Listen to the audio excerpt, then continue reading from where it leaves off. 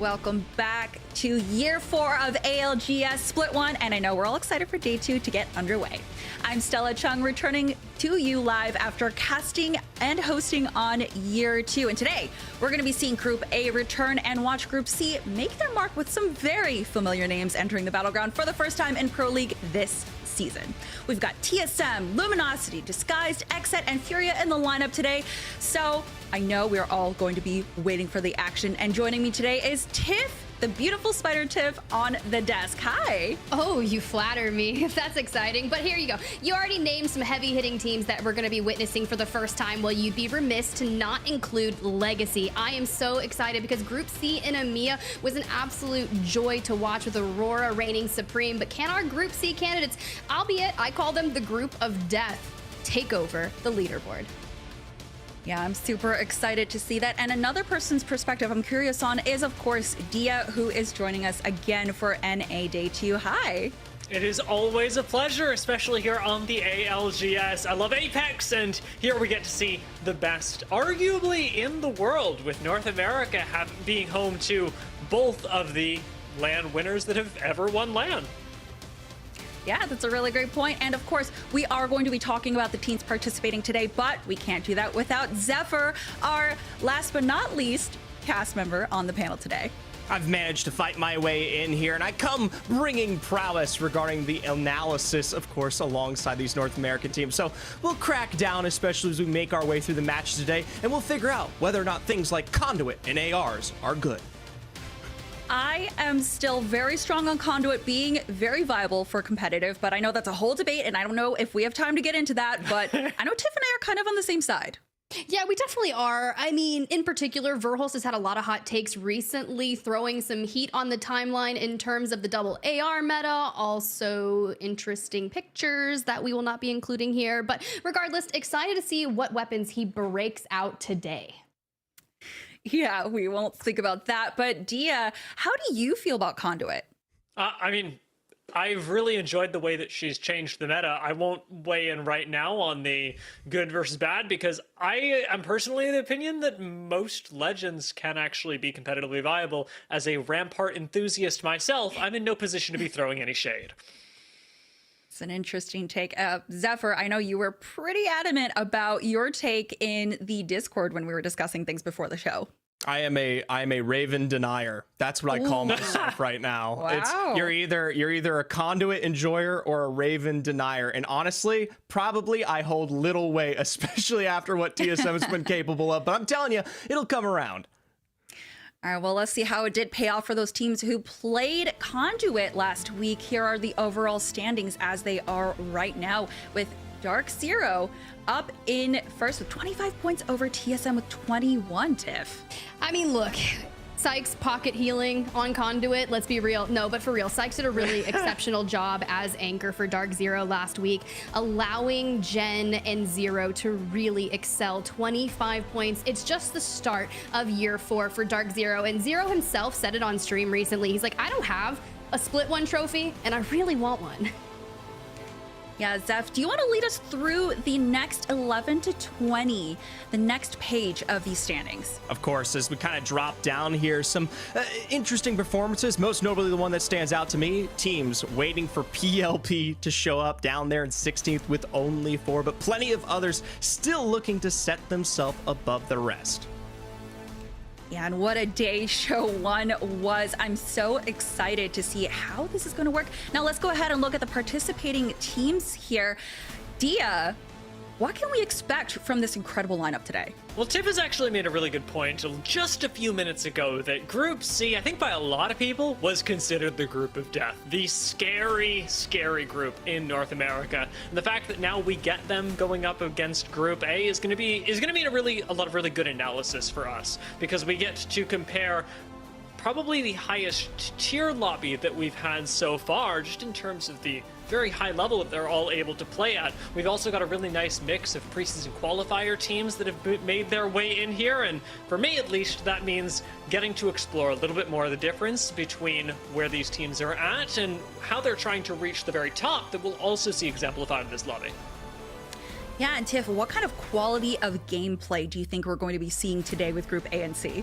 It's gonna be crazy. Look, if you added Dark Zero and Optic to this lobby, I think you've got LAN quality potential just between the entirety of what we're seeing. But Legacy, Moist Esports, they're in the same lobby every single match day, hailing from Group C, and they'll be contesting each other. So it's gonna be really interesting. I've kept eyes on scrims. Disguised has been looking crazy, and honestly, after what we saw on EMEA, I can only imagine what's gonna happen today.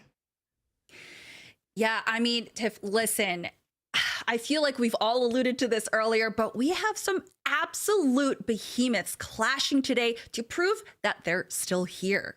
I mean, you can call them behemoths, you can call them titans. Regardless, the walls are crumbling down, Attack on Titan style. So I want to go ahead and talk about a couple of those teams in particular. I'll kick things off with Disguise, the roster of It's Timmy, Enemy, Designful. Look, Toast and Disguise, they picked up a real winner, knowing just how strong of a performance the dojo was able to rein in on ALGS champs in 2023. Now, granted, they got there from winning the match point in last chance qualifiers, go on to finish 4th place. So that's a solid pickup. Plus, Timmy hit the timeline with an Itachi gift, so I think he's ready for a little violence today. Now, I turn my sights over to XSET there. They bring in the young demon Koifel to replace Sykes after maybe a lackluster performance at champs. I believe it was 28th in particular. So fun, knock, Koi. The vibes have been next level. So really excited to see what they can do because they need a LAN win. But then I set my sights on Moist Esports, right? Guild, Waltzy, MT, Guild. A North American ex-NRG player joined alongside some APAC South players. Like, they moved over here to North America to play against the best of the best and essentially level up. And then I see FURIA. Luda, no, Luda. It's definitely gonna be Madness. Let's be real here. Madness, his Watson, and Keon, the duo, or shall I say, his Roberto stepping in for his Watson to play tonight. Regardless of what it is, this trio has looked really solid in scrims. Madness has been making some really impeccable calls. The passion is there, and what kind of chaos are these guys gonna bring today? Yeah, this is all really good intel and speculation. I mean, we can only know once we see the first match. But first, let's go ahead and see what Waltzy had to say about how he feels about his team right now and how their vibes are. Hi, my name is Waltzy. My teammates are Empty, Guild, and Droga, and we are Moist Esports. Main reason being just the level of competition. We really want to make sure our results are consistent at LAN, and I think NA is just the best region to sort of practice for that.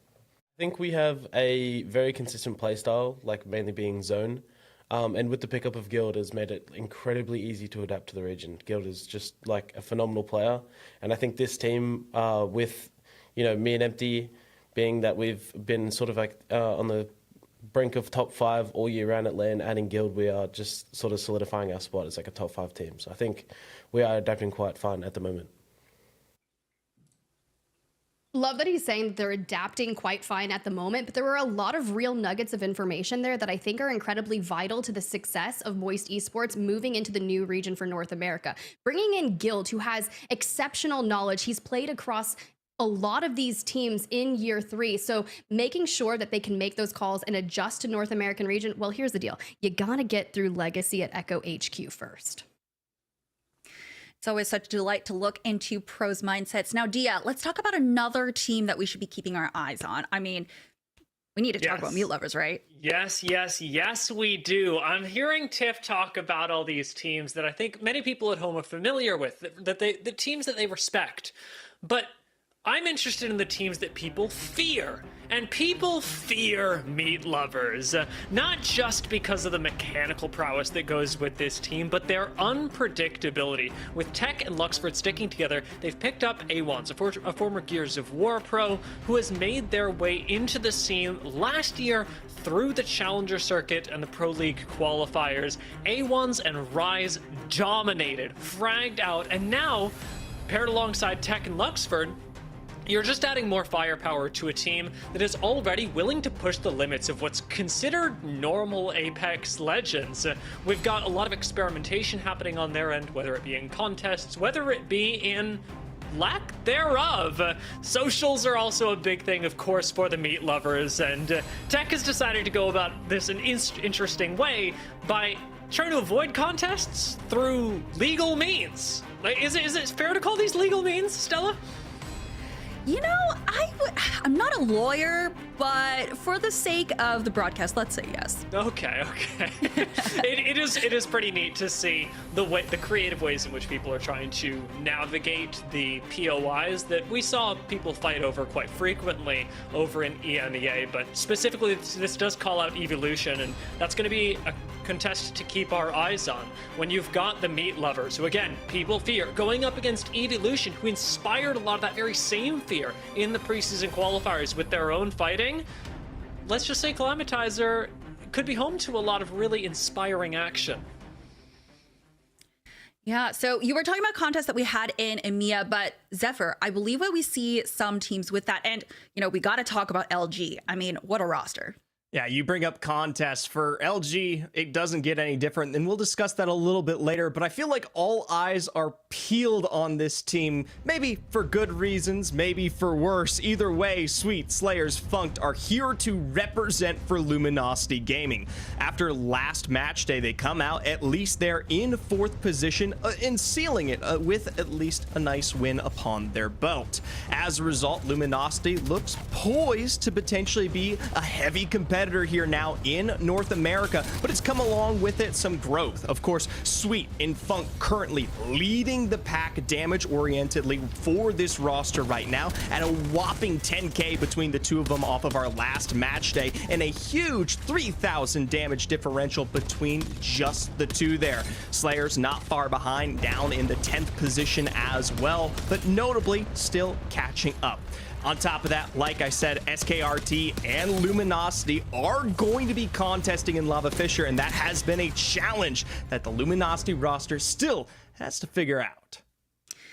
Yeah, well, hopefully they have it figured out for today, but we can't talk about Sweet without, of course, talking about TSM and Hell. Now, listen, I am not afraid to admit, and I've said this many times before, that I am a diehard TSM fan. Ooh. CEO supremacy. I know.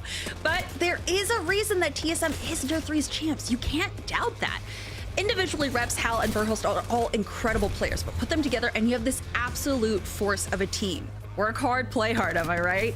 We have to talk about the performance on day one. TSM and DZ were going toe-to-toe most of day one. We saw TSM outplaying and showcasing their ability to secure kills pretty easily. And I want to point out, DZ was only 16 points ahead in first last week, above TSM in second. So, Dia, I feel like we're going to see them really shine today after getting a feel for what to expect on day one. And we're going to be able to get some stats up here to back it up. I'm looking forward to seeing how they perform today because, as you say, their statistics were second to only one on the first day of matches. Dark Zero, of course, with a clinic on the first day, but since they're not here today, TSM you would expect to top the leaderboards, given, as you say, their international accolades and performance on the first day of the season. I am curious, though, especially with the way that they've been performing so far, what a different lobby and up against Group C things will look like, because we've already made mention of a lot of teams they need to look out for. XSET also statistically topped the league at the beginning of last season, and with their pickup of Coifil, as we've already mentioned, I think Verholz, Tal, and Reps are in for a lot harder of a journey than they had last week. Yeah, well, hey, that may work out to their advantage. Maybe they need some sort of challenge to be able to push them to feel like, hey, we got to try our all. I mean, listen, it's day 2, and this is more time for them to get more points. So I'm going to hand it over to you, Tiff and Dia. Thank you so much for chatting with me. I'm going to let you take the first game away. Hey, thank you so much, Stella and Zephyr. Dia, man, we are here, North America. EMEA was a treat. We've got differentiating POI drop spots. People are moving, people are changing, and we got to go back to Storm Point. But any thoughts in particular, especially with TSM kind of leaving the wall, getting adept to it with all of the new POI changes? How are we feeling? I mean, I think that ultimately this is going to put, say, a team like TSM in better position, but when we think about Lightning Rod, I do think it pales in comparison to the rest of the POI changes. When initially, I believe, I'm going to rephrase this, the way that Lightning Rod was so powerful when TSM decided to move there has been taken away a bit, since Thunderwatch can no longer spawn its own beacon, so you're not getting a nearly guaranteed beacon scan, which has me curious about the way that this will interact with the rest of the lobby, because we still have Mill, we still have Pylon, we still have Ceto, and I don't think that TSM, just on landing, are really that far ahead of the competition. Yeah, now that you mentioned a lot of those changes, let's go ahead and pull up the drop spot. Cedo in particular is going to be home to Native Gaming, but Coastal Camp, Echo HQ, I kind of was talking a little bit about that Moist Legacy contest that's been happening a lot in scrims, and it's been relatively dicey. That main building, the triangle one in particular, just under the O and H, is where a lot of the weapons spawn on the ground, and that is the main area of contest. Now, I watched a lot of this from Legacy's POV, and with Jaguares as the jump master, they're vying for that building in particular, and it can sway the ways things move. But with DNOGaming kind of landing a little bit closer, when zones start to pull most southern areas, they are usually rotating in super quick to put a thorn in the side of that contest. But as we look at our map rotations for the days, Dia, we started out on Storm Point, we're going right back.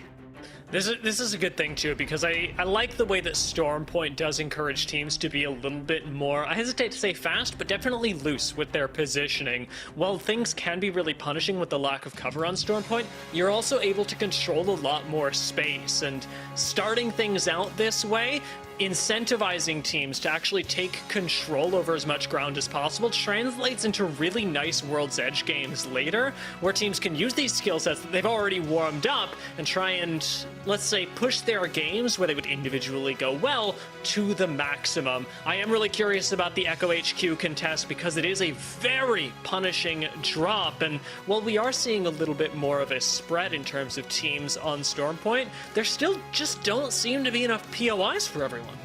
That's really tough, considering we saw a lot of rotational issues, especially around Ceto. So I'm curious to see what is going to be happening today. But as our players go through Legend Select, we get into that dropship, we lock and load, and we prepare for what that plane line is about to be. Will it favor the Echo HQ contest? Well, it looks to be doing just that. We're making our move from the east to west in a relatively central zone, and will Meat Lovers decide to make a play for Echo and get some early KP? We've seen them do it, and I'm ready to see if they try.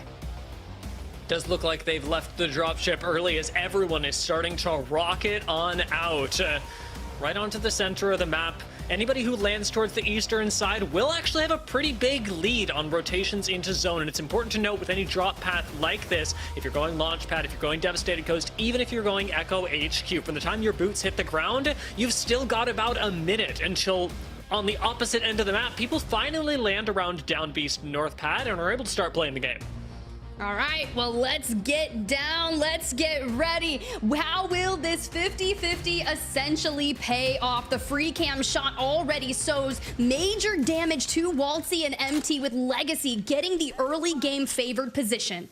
I wouldn't 50-50 Legacy if you paid me, and it is shocking to me to see them be able to take the center of this building and still be considering a fight ahead with Moist, who, granted, don't have a whole lot of options. You can't very well split Echo HQ loot as easily as you could other POIs, and Moist, waiting on the low ground, to at least have blue and purple to go with it. Look, and they've already used the Radiant transfer. The cooldown's ticking through, but MT, Guild, Waltzy, we said in the interview, Guild brings all of the information for the North American teams, and now we move straight back in, but Legacy having plenty of health to boot Niezel. I'm gonna botch his name, let me just tell you, Dia, and I feel so bad, but the angles that we are holding will reign supreme. Let that thermite burn.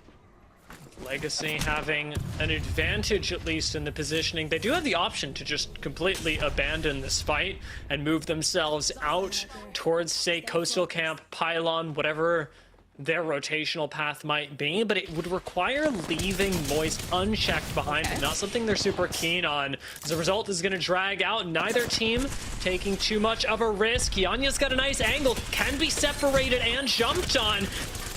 Goes for the beam again. Azul commits onto the low ground, takes down MT. It's going to be another falling, but Azul goes down. It's just Jaguares left, and with an R845, manages to pick up Waltzy. It's a 1v1. Jaguares still waiting on the cooldown. Did use Conduit Q once again.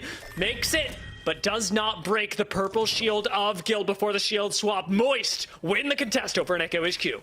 let me just tell you, Guild being brought to the Moist roster, hitting that reset, that has got to feel good. But let's turn our sights to the north where that zone is pulling, and we have got so much action here in the Pineapple buildings to start. FURIA in the north, Disguised and Co. in the bottom. This is not what you want, Disguised. Their first showing have performed so strongly in scrims and are currently being held into such a small space.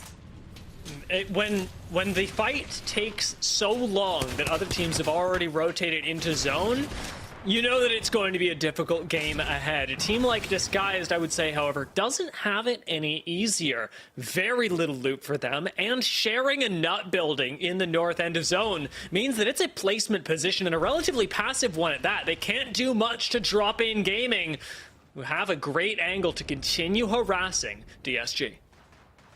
Such a vital zone for them because they land in North Pad, so they have an easy rotation on in. But for the teams that are making their way into North Pad, vying for a lot of those gazebos, it's going to be really tough. And DropInGaming just trying to secure some positions here. Already 2 knocks on the hand of Disguised. Crook, Stunny, and Co. maintaining their health. They just need to find Designful. With the knocks they've already got, this should be a nice finish. There are no ordinances left for DropInGaming though, so they do have to commit their bodies, and that means that everybody else is going to have plenty of time to run up on them. The problem is that with so many surrounding squads, nope, it's not as simple as you would otherwise like to just walk into this building. TSM will, however, walk into another one, getting a defensive catalyst wall out on the other side. It's no big problem, and TSM, their loot looking a lot better than Disguised was moments ago. It's tough, right? But they're in the exact same position, just in a different nut building, and they're taking on FURIA. We were highlighting them at the top of the show, but what will that roster be able to do? I just see a bunch of white shields, so the loot differential, everything that Raven was talking about on a prior stream in order to increase that fight time without Conduit is living up to the quality of TSM's loot potential. Watson and Keon both being on white. It's going to be really interesting, but at least they have Conduit on for his Watson, so we can keep kind of reinforcing the team. But the push comes to shove, and they're just trying to maintain on the stairway. Madness goes down, and now it's going to open the door for TSM to completely annihilate them.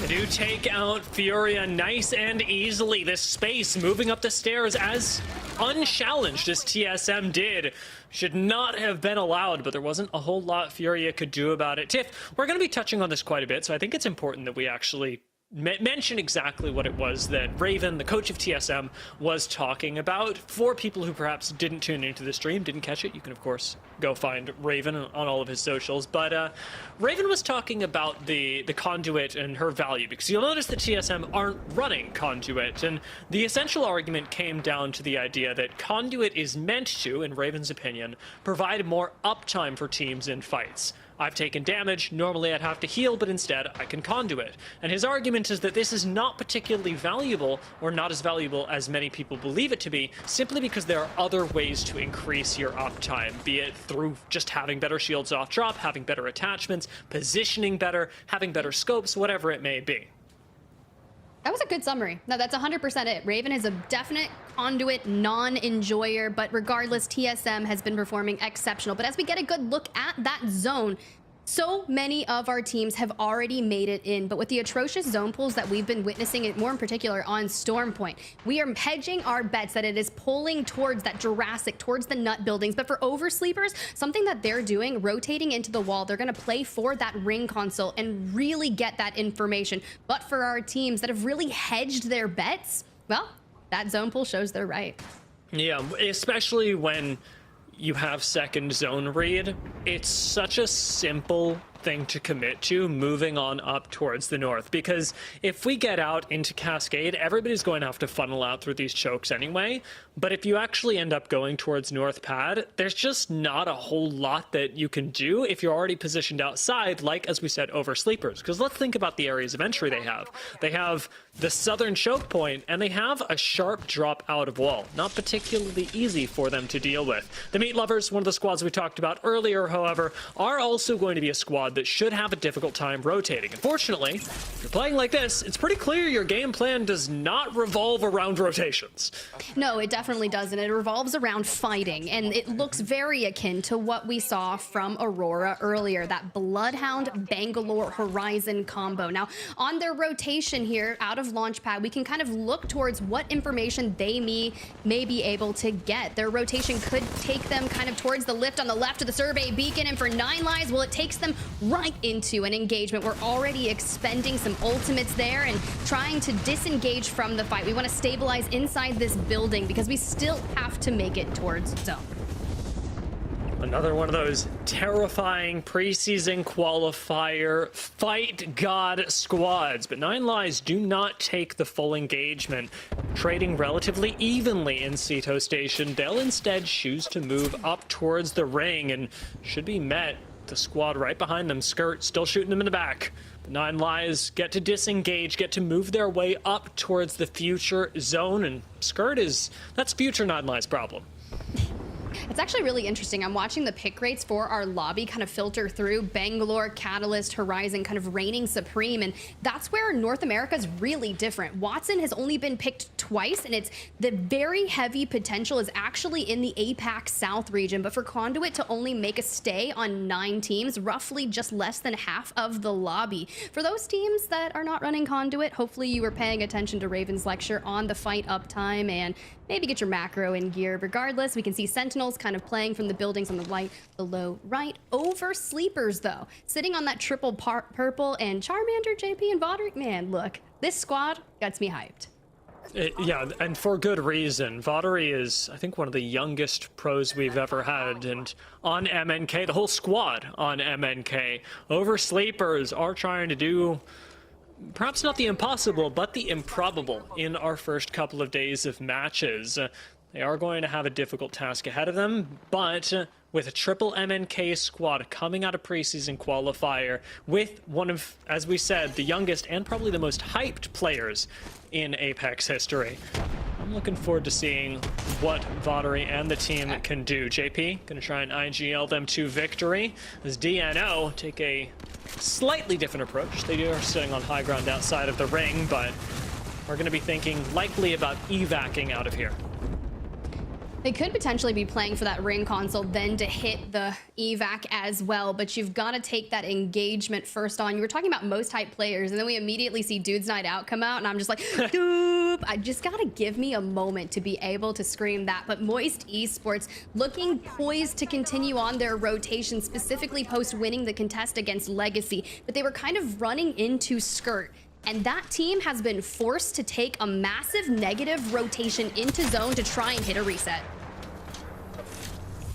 Looks like Moist are going to be facing off against 9 Lives, who rotated in here earlier. I do wonder if they'll take the fight, but only they can tell us. Let's take a listen in with Moist. I'm down to look for this. I might drop spiders and walk up. Yeah, I think we look for this. 72 on 1. I'm phoenixing. I think we look for this. I'm walking up. Cracked him. That's Chilling my red. Not every team's full. Probably a Phoenix and I'm Hey, I think I see that teammate. I think he's on the right. Did they have a horizon? I've just hit 156 blue. Crack bang, crack bang! Split! Yeah. I'm taking space inside the building. It's a 3 minutes. Killing you, Watsi. I can't, don't have feel. I'm chilling. This is bad though. Yeah, let's push. We might want to double back. It's a 3-man. Yeah, I think we have to. Can you smoke our way back? Yeah. I think we might just want to like queue up or something. Right here. We can zip. Okay. We still have time. We're gonna want to like crank a late evac through the choke or something. Are we going to cascade? Somebody on us! On the water. Nice. Keep moving. Okay. But yes, we are gonna have to crank a late evac through the choke. Yeah, I'm making it. We can slam down here. We can slam like in the rocks here. Okay. Lots of squads alive right now. Yeah, definitely. We need to get like deep to rip it though, I think. Yeah, we Deeper do. at least. There's guaranteed going to be a team hard holding that choke. Yeah, there's a team on the rock in front of me. The big rock. We might want to rip it behind this tree. Yeah, I think we have to. We want to rip both. You guys want to rip both? Yeah, you guys go. You guys go. I don't have one. I do not have Okay, one. I'm calling mine. Both you do it. Both you do it. Mine. I'm taking the front one. Yeah, take the front one. Tree should cover us. Following empty? We're just flying through. Yeah, go through the left choke, okay? Okay. There's gonna be a skits landing. Follow me. Doing it. I procced early. This is really bad. Slide this corner, slide this corner. Yeah, slime in this corner, slime in this corner. I'll smoke the second we land. Wait, they're fighting in the Keep looking for us building. already. Yeah, it's chill. Can we get in? Can we get in? We go bottom? Yeah, I'm next to Let's go. Get in, get in on me, get in on me. I'm batting. Hold for me, please. Is everybody have digis or no? No. Okay, I won't use smokes then. I'm walking up here. Look at the stairs. Pop yourselves. On the stairs, cracked. Yes, Yes, blue yes. armor. Blue armor bang. Wait, Pick blue? this. Yes, I'm peeking. They walled. It's a bad wall. No tags, no tags, no tags. I'm nading in the corner. They can't do it. I'm sliding down. Play down. Come, Gil. Healing you. Yeah. Picking this upper door. He reinforced it. I'm gonna plan Waltzy and bat. Yeah, good. Careful of this window, Waltzy. Okay, yeah, I'm trying to look everywhere. Wait, are they rezzing? Someone just rezzed outside my door, I think. I'm with you, Waltzy. Yeah, do it. Kill this. No! Get inside. Look stairs. I got a bat. Is there a team in this building? I don't know. Do you want to look? Yeah, Maybe. look for out here. On stairs. Come, Gil, come. 60 blue. Listen Coming. to us. Yes. Healing you. Bang one. I'm going inside. Come on. Gil, get in. I'm getting in. I'm batting. I'm batting. Okay, we gotta chill. We gotta run out to here somehow. Yeah. I'm gonna loot looting the these boxes. boxes I real need quick. bats. Yeah, I need bats. No bats. Yeah, drop me a bat here. Alright, good. Can we play out here early? I don't know. When this conduit ult's out, we might need to like. We could try and kill this team above us again. We're triple. They're fighting over here. Do we look What for is it? knocked? I don't know. I don't really think so. Do you want to try and fight the team above us or no? I think we just sprint to here. Watch out inside. Healing you. Yeah. They have a One crack on the shot. stairs. They have a goo on the stairs. Peeking down low. We might want to just run Batting? early. I'm batting. I'm down, empty. I'm Where following are we you. going? I think follow me. Can you conduit up behind or bang on? Come to this other wall. Yes, I can. Keep moving. I think chill here for a bit. Is there a team bunker? I don't know if there's a team bunker. There is. There There's a team out here. There's a team out here, Hey, guys. bang on behind. Yes. Where? Bang on Ping. 150. Bang on like right here on me. 150. All right, bang on thing. We just want to slide it into here and play there. There's a team right in here. I'm sliding down. Not with you. Yeah. I'm coming late. I'm good. I'm here. I got stunned by his bang ult. I'm making. We try to grab us. Smoke us. I don't have smoke. Just play low. Team out here. Play low. We're gonna look behind as well. I'm looking. Can we swing bunker? Can we pick bunker backside? Wait. Nobody's here. Yes. Come peek. Cat! Watch out! Run. Yes. Healing. I'm going in. Really good. Swing. Play slow. On the front. Go, 3 people. Flash. 60 flash. I have to bat. I'm weak. I'm queuing. I'm nading. myself. Swing in. Bang one. Dead. I got a bat. I'm batting. Native down soon. Killed. Just got one more Waltzy. crack. Nice. Native Gaming gone, XSET gone, and they are just moving forward. Meat Lovers able to move into the position that XSET has found themselves, and Moist just trying to stabilize. A banger game for them here in map number 1. Welcome to North America, Moist. What a fascinating way to navigate this zone close. 9 Lives now starting to push up on Moist, but that's going to be very quickly dissuaded. Guild should be able to heal up, and the ring continues to be so punishing, pulling up towards DropInGaming, or shall I say former DropInGaming, as they get wiped off the map. TSM gone, Oversleepers. We had so many people playing those 3 nut buildings just towards the eastern side of where that zone had already closed. But you know who did make it out? LG Dia.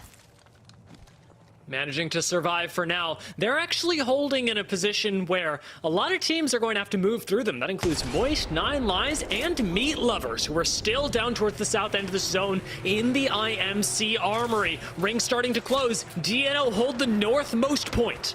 I'd be curious to see kind of what they're doing up there, because they had to fend off a lot of teams to be able to make that space for them. But for Meat, Tech taking on the Titans of APAC South, Moist right now, the latest to join, but it's going to be Waltzy, the first one to go down at the hands of Luxfordy.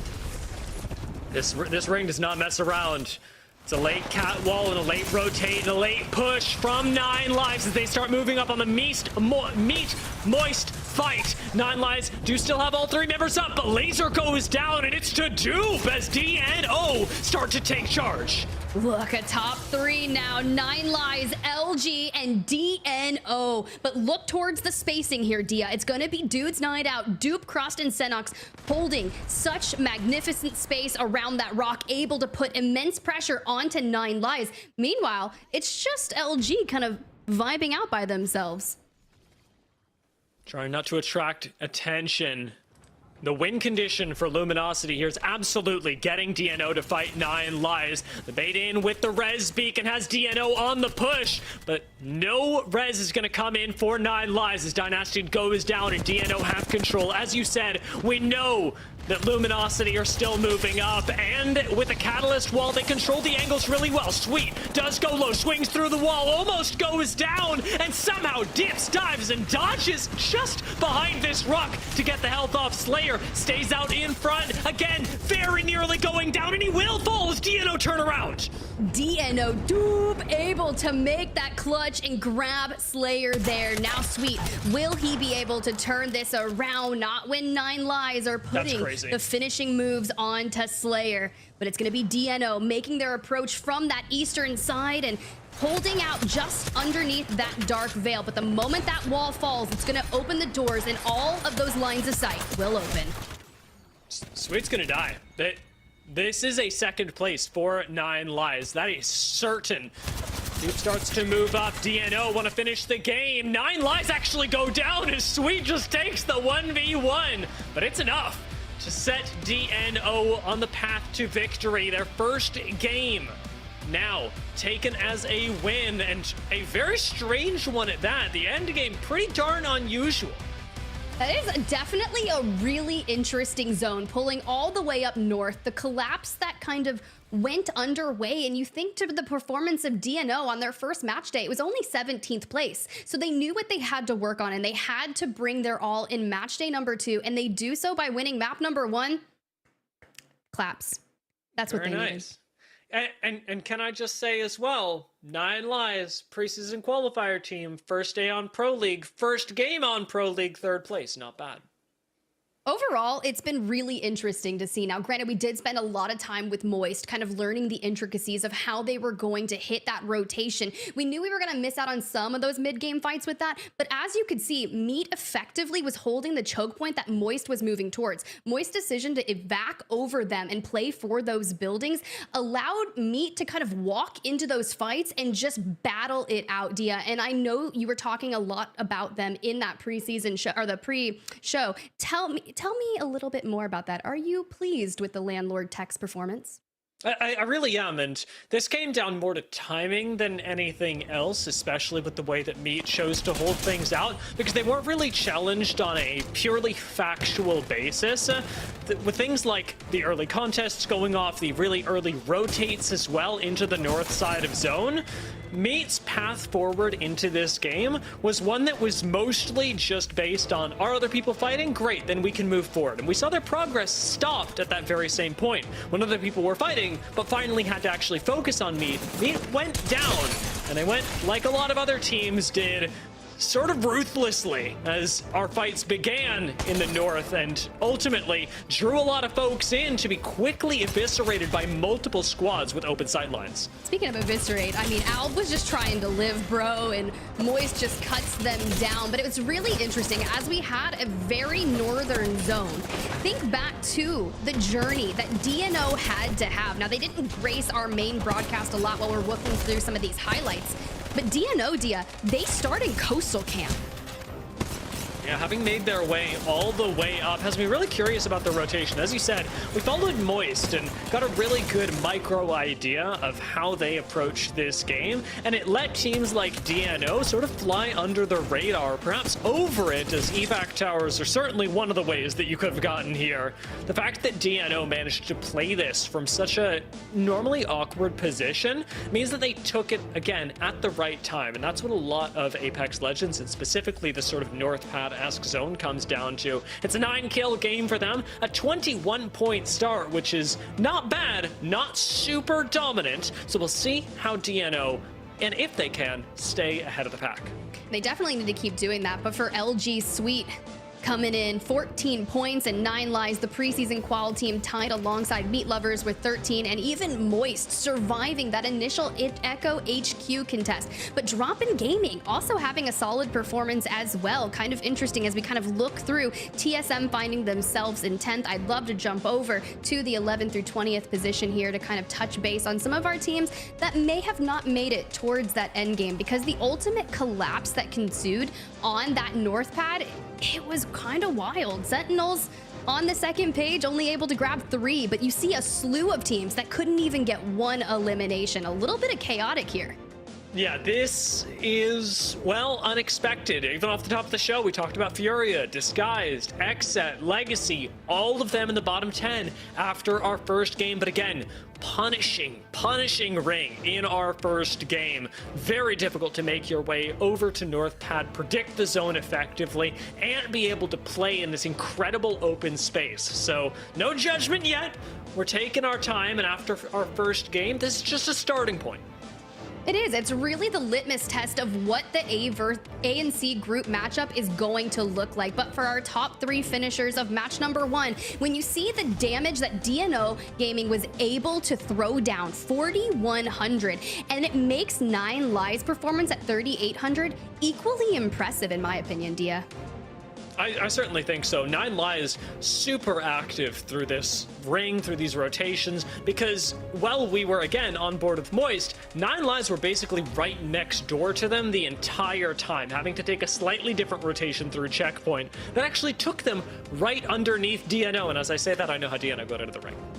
Yeah, they evac'd off of checkpoint. That's how you make it to that point. Without, yep, yeah. I said like, it. I answered my own question. But for 9 Lives, we were spending so much time with Moist, and that was the initial fight that was happening when Moist effectively decided to rotate through Cascade. So it was really critical to see it from Moist's POV. But now we just have to run it back, do the Vaughn review this week, and see it from 9 Lives. But for everyone at home, we're gonna cut to a quick break, and when we come back, we're gonna have match number 2 on Stormpoint.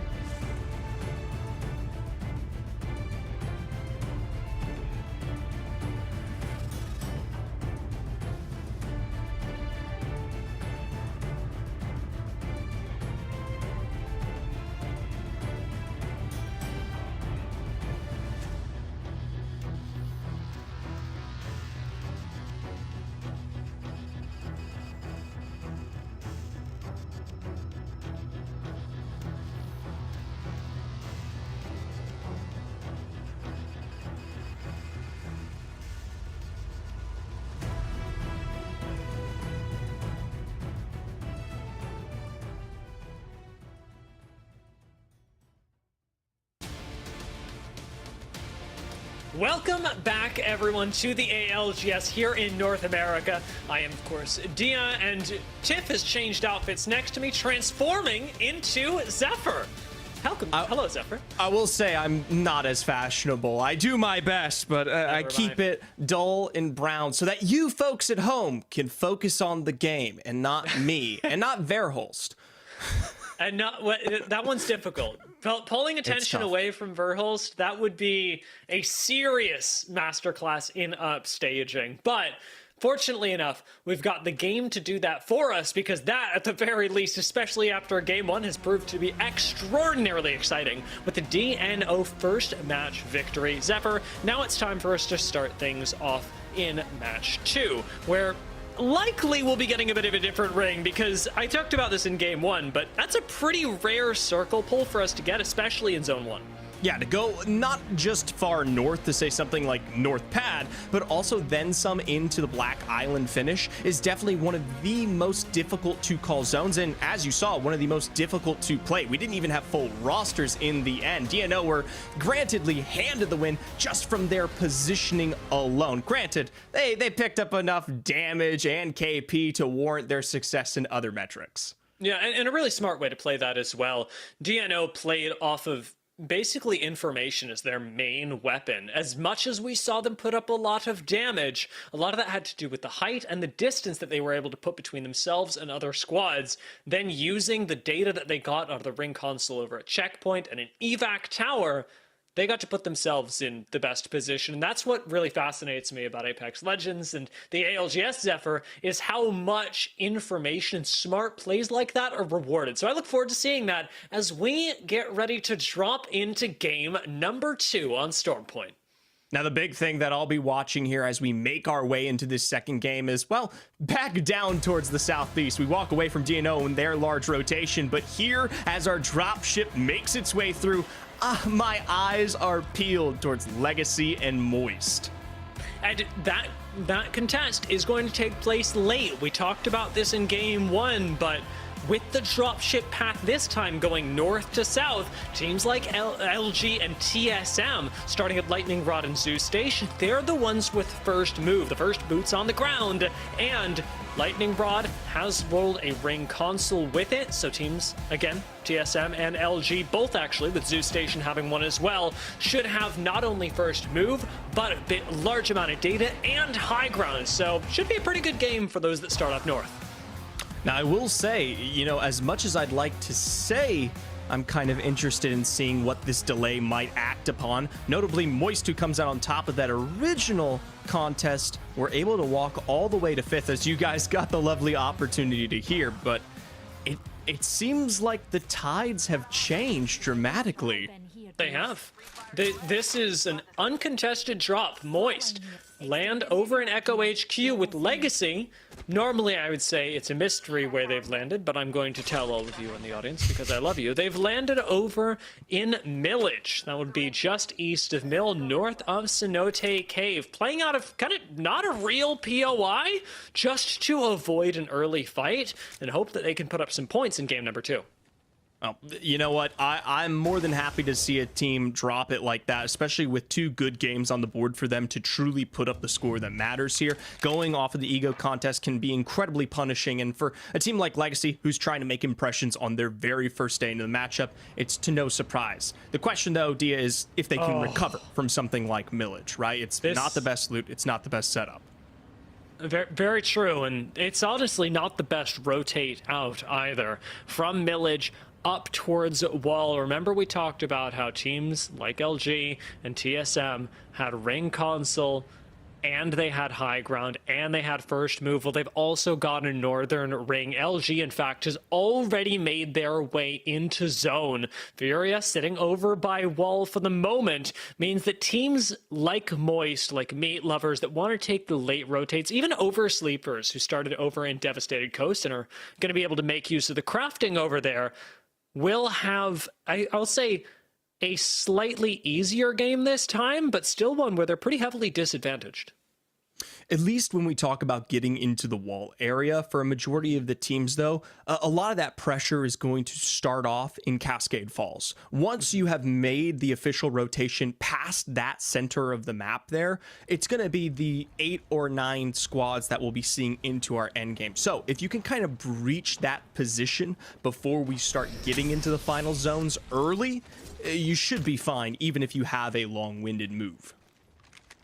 High ground of the Spider Caves, going to be finished off by TSM. Now, this is a squad that could have made an early rotate, but choosing not to, perhaps because of the shield situations, the lack of crafting up at Lightning Rod, means that their econ does want to be in a better place. As we talked about last game, wanting to maximize the uptime that they have in fights via other means, because TSM are not running the conduit, something they've always got to consider. Native have just picked up a really nice squad wipe onto 9 lives, and EVYLUTION go down as well elsewhere on the map. But Cedo Station starts us off with some early action. While we love some of our underdog stories, especially when it comes to the rosters out of the PLQs here, it doesn't work out for the likes of either Eevee, of course. And now with Native now in their successful pickup, they're going to be one of the few squads that have a closer rotation, and on top of that, 3-piece for loot. It's kind of funny. I find it satisfying. I get to write in my notes, N8, kill N9. Not every day. Not every day the numbers line up like that. It's like the E607. Oh, that's delicious. All right, well, Dia figures out how to write less. I'm going to figure out how to write more here, as Luminosity will continue to write their story today. Already in high ground position, even if this doesn't cater directly towards wall, this is a great place to make first impressions, whether it be getting into the area or staying up there as things might pull back. Granted, with Sweet on this long-winded peak, might say otherwise. Oh my RKN, what happened to you, my man? Sitting on white shields in zone, both teammates dead. It is not the early zone rotate that Sentinels wanted, but trying to move in towards FURIA, this is what it got them. DropInGaming gonna try and fight this out, as RKN did want the banners, but I believe got them denied by Crook's presence. This wall area now just a straight up fight between these two rosters. DropIn and FURIA are basically ignoring RKN. At this point here, though, it's still in a position where, well, RKN can't capitalize, and we'll finally see the movement back. 20 seconds on the board there for RKN to stunt out, potentially get this box, and I'd say get out of wall. Notably, it's very unlikely that he's going to pull for the revive here, but potentially working his way back in either from the western side, or if you're lucky and can tank it, the north is your only option you have. Yeah, there are always, you know, ifs, ands, or buts about survival items and different rotates that you can take. There is always the option to go even, I'm going to hesitate to say further north, perhaps west of wall into the nut building area that we saw the end game at earlier. But these are all, honestly, pretty copium ways of dealing with what Sentinels have right now, which is not a whole lot of autonomy in this game, as opposed to the other teams that did make moves into places like wall early. As this zone is about to close, we will get an idea of where the next ring is going and who's actually in a favored position, because the predictions we've got so far, pretty general. This, a whole lot more specifically in favor of DropInGaming, FURIA, and GKS. Even Luminosity there, if they can make the rotation later on, and more importantly, defend with what might be TSM behind them, are also in a great position. I want to point out Oblivion there and Oversleepers contesting for the southern side of our zone. They're going to be the gatekeepers of a lot of these squads, whether they come out of that command center area or bridge through the Cascade Falls gap we were discussing earlier on. I do also want to really note that XSET, Moist, seem to be baking in the sun. XSET with recovery and down beast. Moist still taking their time. This one I actually feel kind of good about, especially with Moist having had crafting at Echo HQ. Now they have crafting at Devastated Coast. If they want it, they have crafting at Launchpad. It is such a stacked south side of the zone that you're certainly not going to die to ring, and you've even got the chance to pick up a few beacons. See how well they make their way in, as Sentinels have done so with the nicely respawned shields. Zenile, fortunately, at least has blues for now, and Sentinels have been able to set up in perhaps not the best place, but it's a whole lot better than what they had earlier. And for Skirt, even though this is particularly late, we know, given the lack of presence here in the wall, this still might be a relatively playable area, even if it does look like the majority of that building is cut off here. Opting for wall or the bins ahead, they're going to get some minor recovery. I do worry about the entrance outside of this cave and potential rotations from there, but at least for now, the evac has come true. It's come blue, and Skirt are likely to be playing out this endgame now. Enjoy the smoke. At this point, you do not want Skirt being able to hit you at all. The lack of scouting that Skirt have, the lack of information on Sentinels and their economic shield situation is just favoring Sentinels, since we know from our omniscient perspective that they really do not have a lot to work with. FURIA have been sitting tight, and you have to imagine their economy is okay, but with no crafting over here at wall, it honestly can't be that good either, and they should be quite conservative about the way they're playing out the next couple of zones if they're actually wanting to play for the #1 spot. Flat here, in a similar situation to what we discussed earlier on when it came to the gatekeeping potential of teams like Oversleepers and Oblivion. They themselves not really footing for space any further north into the exteriors of the wall, and as a result, probably aren't going to be doing much for any quite time. And I don't know if that's a good thing or a bad thing. Optimally, they're not really getting position in a zone which surprisingly had a lot more playable space than they maybe even expected. Yeah, there's still, I'd say, quite a bit of time to make your way in. Oh, hey, Moise. You've got high ground over by LG that you can always move up on with a few nicely placed Bangalore smokes. That isn't really the staging ground for a fight. As Moist start making their way through Command Center, we'll actually see them take similar rotations, you've got to imagine, but we'll see who else is actually in command and on the exit of it. Flat take an engagement, and that's through both Conduit and Catalyst ultimates, with Nano very nearly falling. In the meantime, Big Louie not doing too well. For Native, a double knock off of the Rolling Thunder is more than they even probably were going to understand they were getting off of that ultimate alone. Now left just one. Definitely in the position to go for these revives off of what I don't assume will be a push here, but guaranteed to lose out officially on one full member. Incredibly difficult. Now looking to defend a great beam there. Well, that's just dirty. We do have a little while for Flat to reset. Now with the smoke and the Digi advantage, they may even be able to recuperate with a banner here. Big Louie could get back into the game. Just a minute left on the rotate. Their biggest problem, however, isn't even the fight in front of them. It's the one that's going to happen when eventually they've got to move into the ring, because Oxygen still hold the exit to Command Center. Potential Moe's down here, a recovery in process. They've got great cover on the back end of this corner and should be able to dip and dive and get Big Louie back into play here. Notably, DNOGaming, who they just put presence down on top of, is officially eliminated here. So, well, yes, stuck between Oxygen and DNO. Guarantee that they might be finding their third. But like you said, still not much of a position ahead here. The same could even be said for TSM, though. Very true. TSM are likely to have to fight Luminosity on their way in, and Luminosity, just from their positions on the map, very clearly know that that is their next biggest threat. A team from above. They're not even looking behind the exit from Command Center, because that's going to be, honestly, a place with a lot of action in it anyways. Luminosity are unlikely to be threatened by anybody except TSM. This is the big fight that will likely determine the course of this lobby, or at the very least, the eastern side of the ring. Notably, Verhol's playing quite a bit more rooted on the backside of this cave here. As you can see, the rest of TSM, Reps and Hal, looking to start to move in. They do have a lot of options. They can take the fight against LG. They can wall, making their way into, yeah, you guessed it, wall. Who's to say what option they'll take? Let's find out with the TSM listening. Oh, now so we can go! Oh, that's their bangle, that's their bangle. Fly over on me, fly over on me. I got stun. Breaking the frame. I'm trying to shoot for you guys. Smoking on you, smoking on the tree. I cracked one. I'm cracked one. Smoking on you. You can come across. I cracked one. Coming. Dodge that. You can walk out on me. We're fine. We're fine. We're fine. Respawn's good, I think. They might swing us far left. They might swing far left. Be Any careful. optic cells? No, yeah, here. He has one. Fucking that.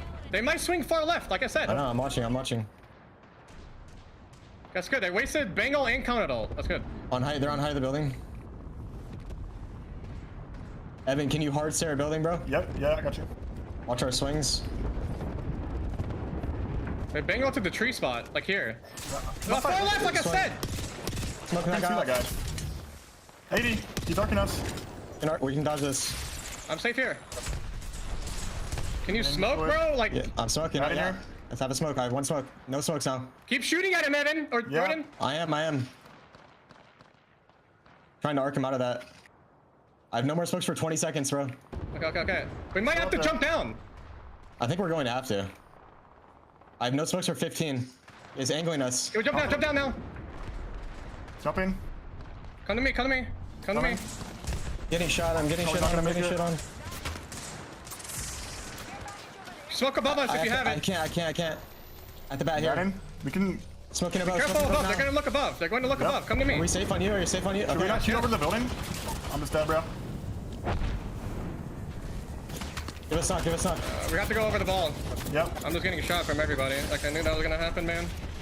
Come over the wall. As we return from listening to TSM, it's just in time because they are no more. After what looked like a decent move past LG, the constant pressure that Sweet was able to put on pushed TSM into a very awkward position, Zephyr, and now they don't get to play anymore. No, that is it here. And for many of our other rosters, making their way out from the south side has come with its challenges. Oversleepers, of course, eliminated out in what was Legacy, and many others off of this choke, but it only gets worse, Dia. With this next ring close, we're taking it to the POI direct. You can already see the evacs of hope in the distance. And that hope's going to be cut short. Oxygen do not get to take that jump tower. They have got to walk it in. XSET have just flown in and are contesting over GKS's former spaces. GKS have just evacuated and into the ring, no less. This is wall or die.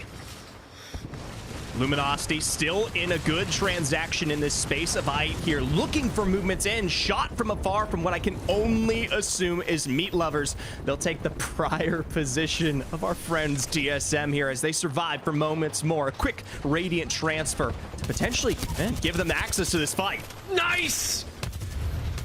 Great tracking from Funk to take down a member of Moist. One left and Moist should be gone, and Nade ruins their lives. The Waltzy taking out Funk just before Moist go down. This leaves LG crippled but still alive on the other side of this wall, and they use Catalyst Ultimate as well to cut off any additional sightlines. Luminosity will get back into this game, down a cooldown, but up a squad. It's a solid recovery for the likes here, and they'll see if they can foot their way through the doorway, but we're counting 8 squads, all contesting for space. Disguise, we haven't gotten to talk about them much this game, but they're able to get the free walk out from West Wall and are on the hillside, and that's something that will actually come back to assist them here as we take a look at that next zone in its far western side pole. Yeah, with the rings it is. Disguised actually, or I hesitate saying God spot because I like thinking of high ground like that, but it's a game-winning position. It's one that we've seen win games at LAN, where Disguised was. Skirt do go down, and XSET join them. That's at the hands of Luminosity, who will be moving in from the south side of this zone. FURIA have to watch their backs. A lot of teams converging on the FURIA building, and remember, the FURIA, the very same, who was down meds, who's lacking autonomy in this game. Well, they may lack autonomy, but they still continue to persist here. Last time I checked in with Madness, he was sitting on white. Evidently, the exchanges come through with the full red Evo available. Doesn't change the fact, though, that multiple squads are going to be looking for this real estate here as we start to choke away space. You can see that on the outskirts. Sentinels, Meat Lovers, already trying to cross this bridge, already trying to contest for positionings, much similar to Disguised. And Disguised, I think, as Tiff said earlier, just have to play small right now, making sure that nobody pushes them. Sentinels, not that lucky. With RKN throwing a few good bullets through the Catalyst wall, are still not going to be able to make a big difference in their fight. It's just up to Denial, and the PK pumps are going crazy, but not crazy enough, as 99 is all that he's able to do. Meat Lovers get sent on from above after wiping Sentinels. A1's is 1 HP and getting chewed through by Disguised, who finally pop up and take the third party.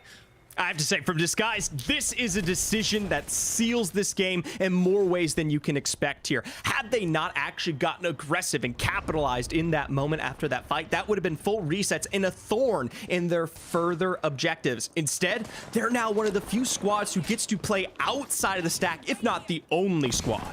But they don't have Catalyst Wall for Disguised. They do have to worry about that, as GKS on height are arguably their biggest threat during the next zone club. GKS, fortunately, super hyper focused on the opposite side of the ring, where we've got Oblivion hanging on for dear life. Just 30 seconds left on this zone close, and it's going to be all about Catalyst Walls, Bangalore smokes, and the ability to cut off lines of sight. Jay gets shooed through by Arcology, but Oblivion lose one, they lose two. Oblivion here, still looking for space. Arcology playing ring around the corner. If there's much to a ring to be said, will be forced to sit upon the pylon now as a single member, his former rosters, getting obliterated on the other side. Arc can't swing this again, not till he hits a med kit or some such. At this point, it's going to be just him in this corner. GKS looking down from above. FURIA still in the building. And while we've talked about Disguised, well, they've moved back to that game-winning position. Make no mistake, FURIA can absolutely win this as well, especially with proper cooldown management. Nobody has forced them to expend anything. They have all ultimates, all tacticals, and honestly, a decent amount of meds and grenades as well. Yeah, clearly getting some good resets here off of most of these teams moving in. Now with their eyes trained on the window, they should be able to pick up some great damage, but are unable to go for full. There it is, wipes onto Arcology, takes us down to our top 4 remaining, as now we look towards this contested space. GKS and FURIA likely to leave these buildings at the same time here. And of course, DropInGaming trying to foot their way in across from Disguised. Disguised do not want to get baited into this fight. They need to keep DropInGaming on the opposite side in a position where they're climbing up right next to GKS. But Catalyst is making it really difficult. A few zoning arc stars now thrown out means no more nades for Disguised. FURIA drop a Catalyst wall, cutting off their lines of sight. DropInGaming capitalize on that, moving up right next to Disguised. And it's a FURIA versus GKS fight. Disguised versus DropInGaming on the other side. GKS launched upon with some ordinances down. A big crack found on Chaotic Much there as Gion on the other side obliterates and finishes. Watson in Disguise now from above, looking to take advantage of damage down.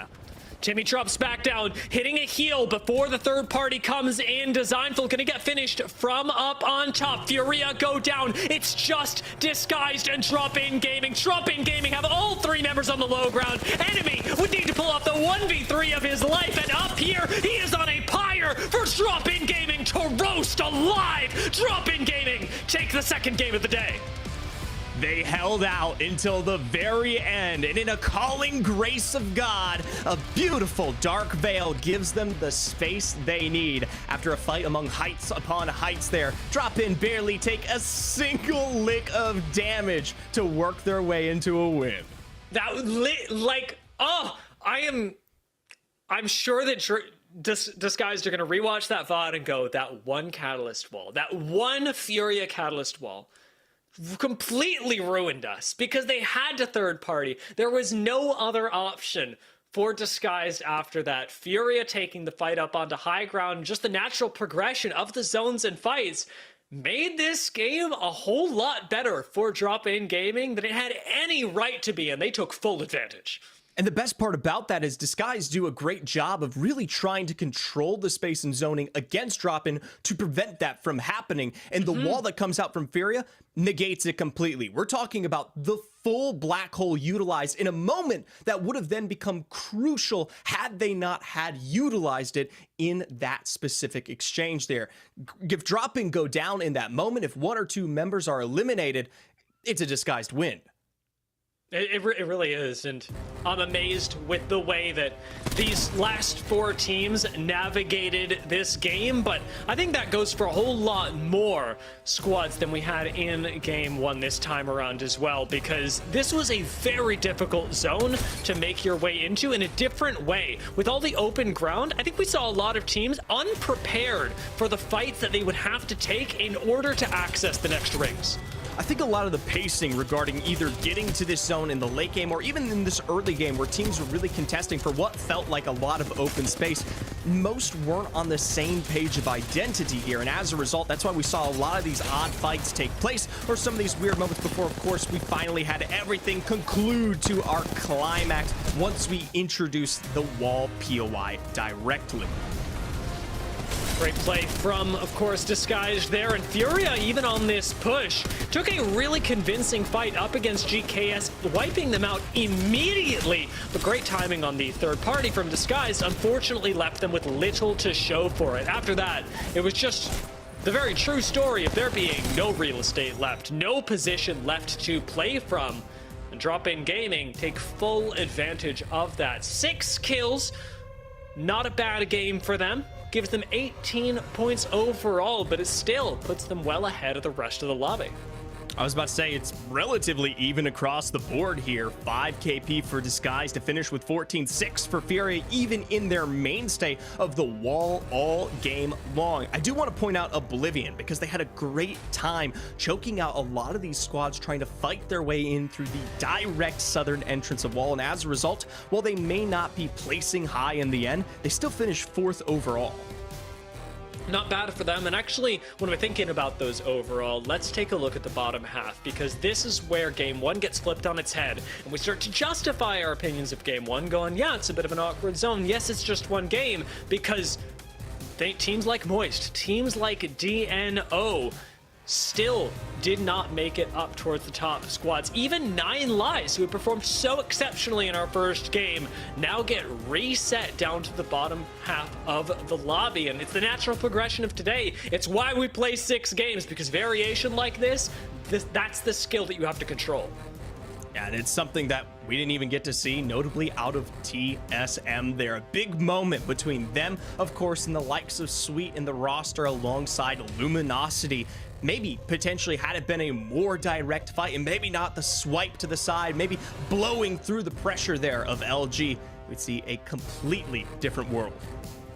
This was a really impressive game from DropInGaming. We are going to take a look at where they're sat now, and fortunately enough, after first game not being bad and second game being pretty great, they're at the top of the lobby, but they're joined by DNO and importantly LG, who, though they haven't won a game, have performed well in both, Zephyr. They've done a great job there keeping this consistent, but I'd love to point out the little sneaking meat lovers that I don't think has really been shining out in our top 5 much, but with consistent moves has now postured into 4th. They're finding kills, and yeah, as you say, they're importantly finding their way not into the actual endgame circles, but the ones right before. Meat lovers are so close to solving the formula, and again, it's only the first day from them. In fact, it's only the first 2 games. We're going to get another one, the final game on Stormpoint, coming up right after a break.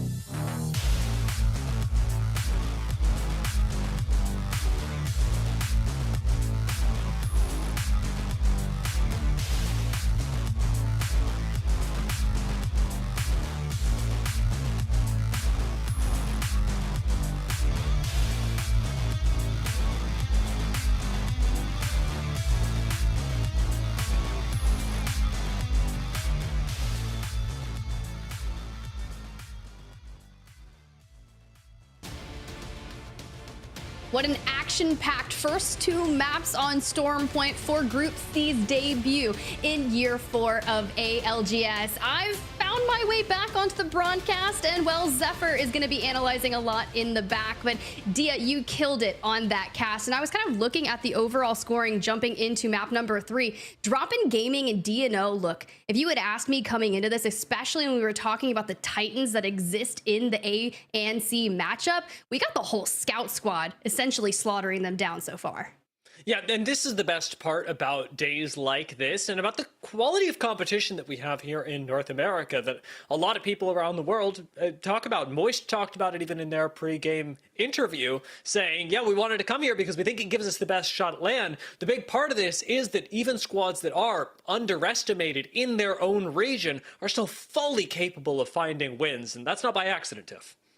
No, it's definitely not. So I'd be curious to see what is going to happen for the final matchup on Stormpoint. From my understanding, there were a little bit of communication issues and some things on the hands of the Legacy boys. So I'd like to kind of keep an eye on, in particular, Echo HQ and see if they will actually return to claim their supremacy over Moist Esports. But granted, man, watching Guild clutch up in map number 1 to kind of rein that back in, now we have to start to think about, I want to make an awkward call, Dia. Where do we think the zone is going to pull? I called Lightning Rod over for EMEA for the last game of Stormpoint, and I want an awkward cascade ending. You know, the one that wraps around the mountain and ends kind of in those buildings right there? That's what I want. Oh yeah, I know what you mean. And you said like, where is the zone gonna go? And I was like, I don't know. You tell me. You're the one that for some reason can guess the zone before we even see the dropship. For those of you who may have just managed to tune in today's North American broadcast, Tiff's done it multiple times today over in EMEA, and it's getting a little bit uncanny. I was cooking a little bit, let me just tell you. I was taking one from Nasky's recipe book. But as we see that map rotation, DNOGaming winning that Black Island North Pad-esque ending. And that's really interesting considering they start the game in Coastal Camp, one of the longest rotations that we would have witnessed from map number 1. But for DropInGaming to essentially unseat one of the most wild endgames of match number 2, I hadn't even seen that ending in months. But as we get locked and loaded, our players in the dropship, all eyes towards Echo HQ. Who will take over Echo? This was a big question in our second game as well, but Legacy had decided then to give it up. Will they do so again? It looks like the answer is no, as everybody lands once again, and Moist, unfortunately, have to fight for their POI. Waltzy goes down, Jaguares claims the first knock. Everybody from Legacy still alive with the devotion charged up and ready to go. You do not want to challenge Yanya on this angle. No, you don't. 40 bullets now down to 24, and ammo is looking a little bleak for this squad. Waiting on that conduit cooldown to kind of reinvigorate this squad. They've elected to slow heal, but for Guild and MT, let's keep an eye on it, because Guild looks like he wants to stick that res onto Waltzy, and if they get their numbers back up, you know, this will be really interesting for Legacy, and they get the res. A nicely placed Arcstar as well. Guild does get sent immediately afterwards, as nobody could possibly hold the angle with him. Goes down, Azul finds a knock. Jaguares the second, and though the res was good, Moist do not survive the aftermath. Legacy needed that, especially after being forced to kind of draw out that drop spot, head on over to Millage and make a relatively awkward rotation that they're not akin to, specifically having not practiced that in scrims. Now we'll be able to look towards that. But for the zones, oh my God, Dia, I'm done. It might be. Once we see that second zone, I also like, oh no! I was close. All right, you're welcome, XSET. This, I mean, honestly, it still could be within like 50 meters of what you predicted. Like, we could end just south of XSET here, and it wouldn't even surprise me, Tiff. I'm gonna start Except, no, I'm just kidding. I don't know. You should start a Patreon. Like, donate me for a little bit of manifestation luck, let me just tell you. But for Skirt, who's got Cenote, they've got crafting, they've got information, and XSET have already moved into this building. Now, I like this play for them, and you can immediately see that Oblivion see the same thing that XSET does, and they want to try and vie for a little bit of positioning here, because if the zone is going to pull off of this, it will be really atrocious considering just how open the spacing is around them.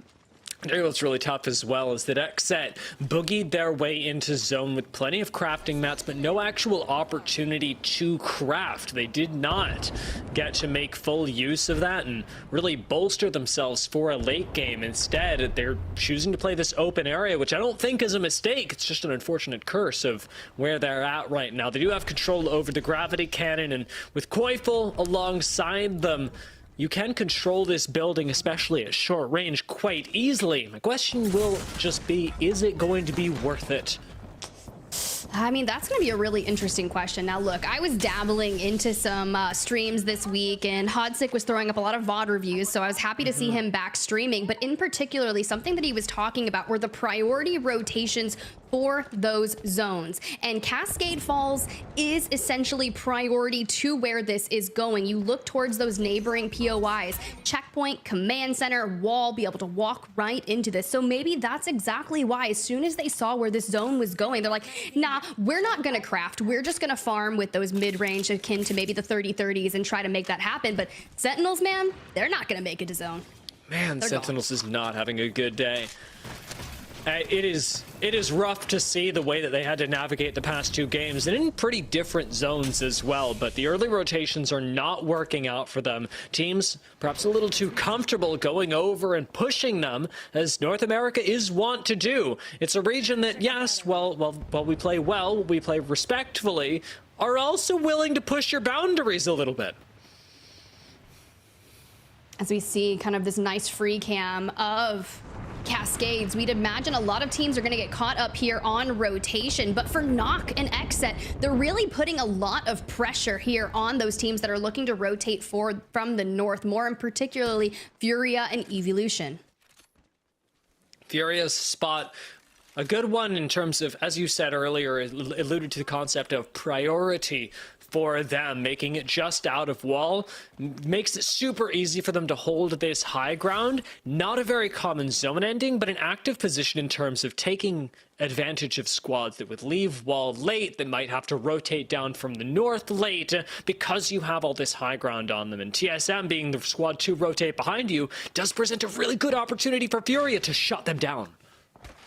It does provide an opportunity to shut them down, but they could be vying for this ring console, playing for that next. They could stay here, kind of hit it again. You can see they already have that information in the mini map on the left-hand side. But what's more important to this, Dia, is when those zones kind of interact on one side, you can see they essentially overlap.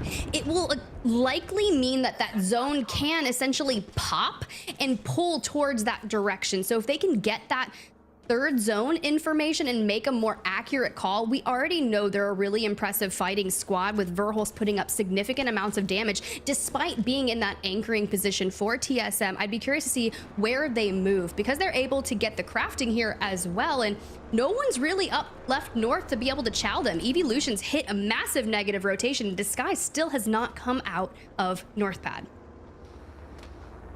The slow moves from our squads is going to give plenty of teams, as we saw from TSM, the opportunity to craft up, to get a better angle. And this week's crafting rotation is actually really generalist and beneficial. The 3X, of course, slotting nicely onto the 30-30, and with the SMG meta that we're in, having a stock, the backpack, and the helmet, all incredibly useful. So TSM will have just been able to make use of that. Very few other squads actually nearly as privileged. Those coming from Cenote had the opportunity. Those coming from Mill and Devastated Coast, say Meat Lovers and Legacy perhaps, will also be able to get their loot to a similar position, you have to hope.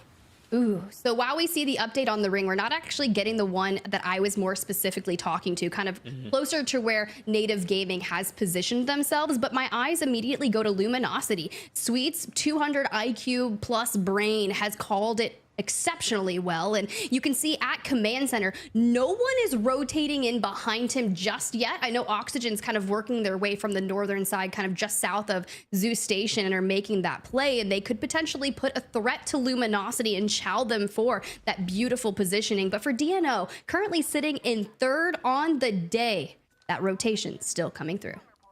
I do wonder, actually, since Oxygen are playing the high ground to the north of Command Center, I wonder whether they'll try and evac tower into the ring as opposed to trying to go through Command Center and fight teams like LG. Already, with XSET gone, their storm point has not looked good today, and I don't think Oxygen want to take that same risk because they have very little to lose. But for Luminosity, checking in with them and really putting pressure on the teams around them, and more in particularly Oblivion. And I think it's really interesting that you bring up Oxygen again, because they land command center, extend out to that northern side, but there's really not a lot of places for them to gather information. So knowing that they can see now, they need to pull back throughout here. And well, sweet, the smorgasbord of cells and ultic cells is quite nice. This is going to be critical in keeping them topped up as well. Normally, when you have something like a conduit, you're able to power yourself up over time, take a lot of poke, but the shield cells just make that even more true, even more active, especially when you need to evo as much. LG still wanting to make it over to red. It does look like there will be other squads encroaching on their territory. TSM likely to encounter LG if the zone continues to pull towards them, as both squads will be fighting for high ground control just as they did last game. These are nearly identical rotations from the TSM and LG squads.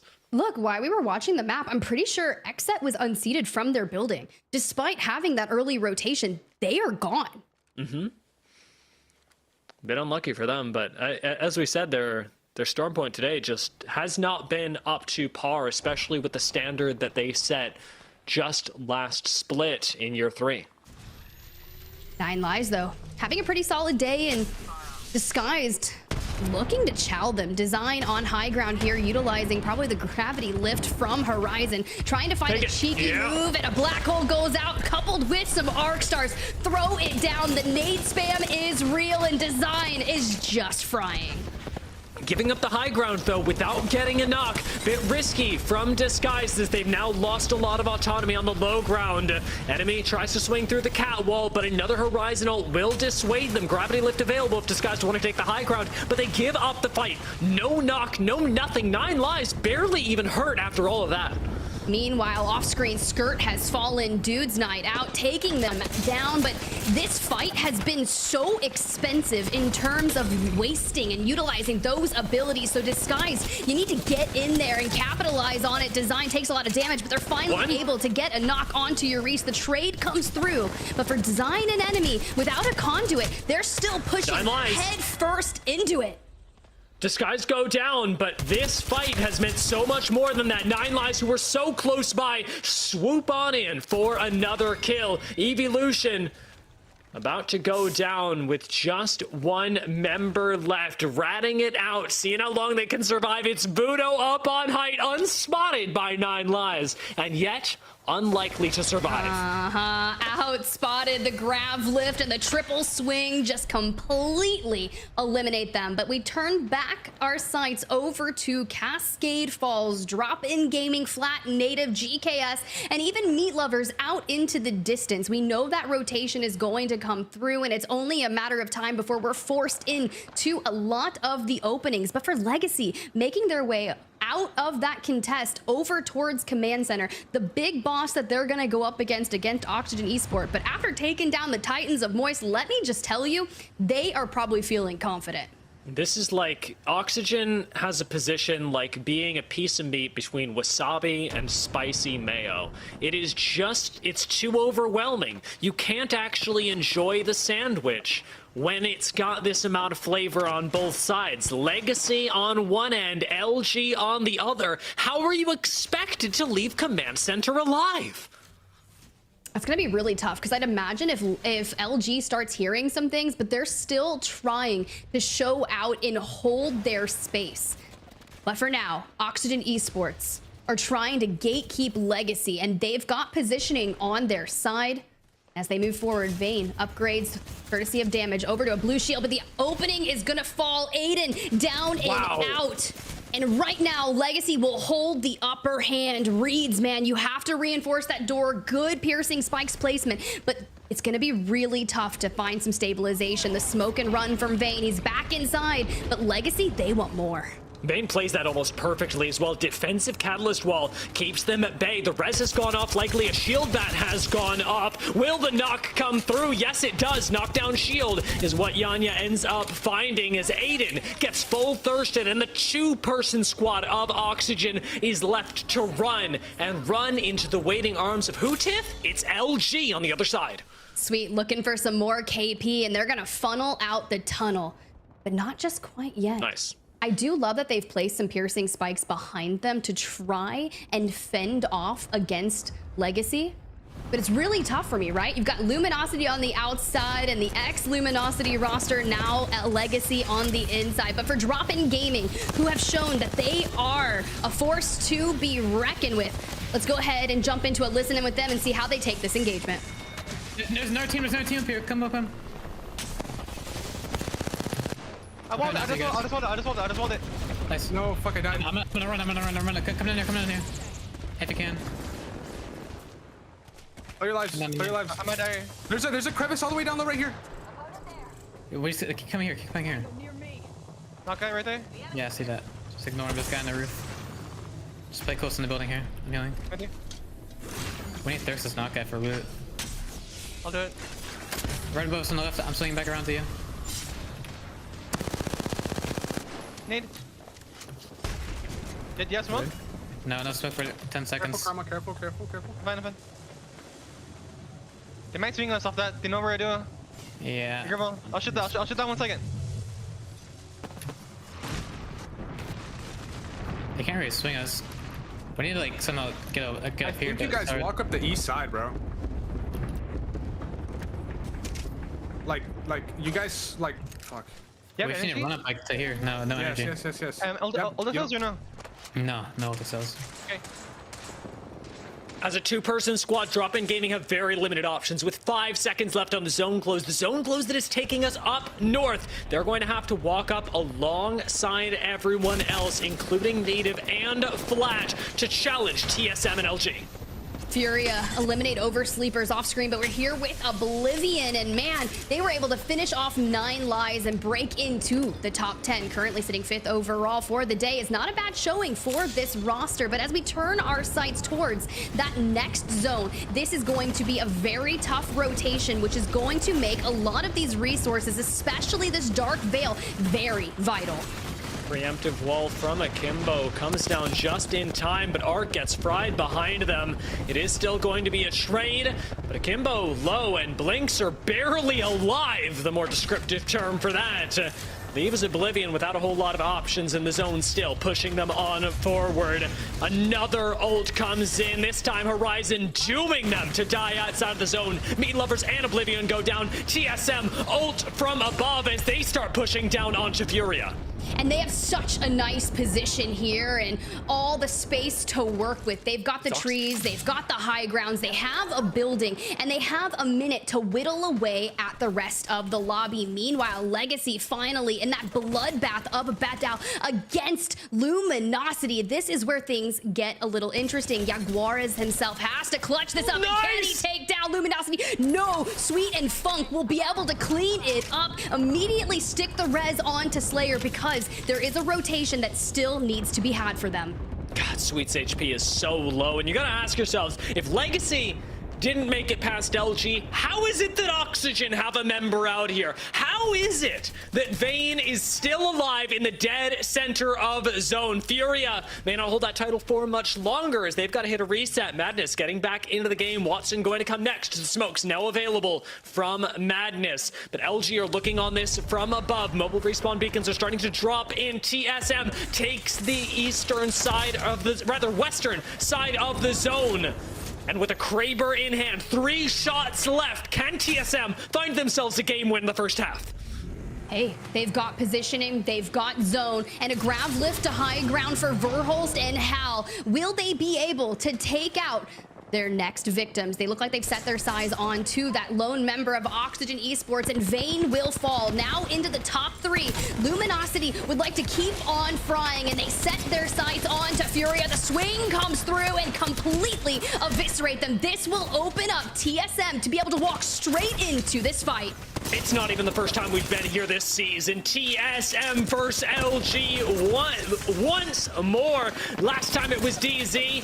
And this time, TSM want to take that win with a numbers advantage, no less. Verhulst covers from the top with a flat line, no less. Wall's still available, but they don't use it to cut off the fight because they know it's a fight they can win. TSM keep pushing forward.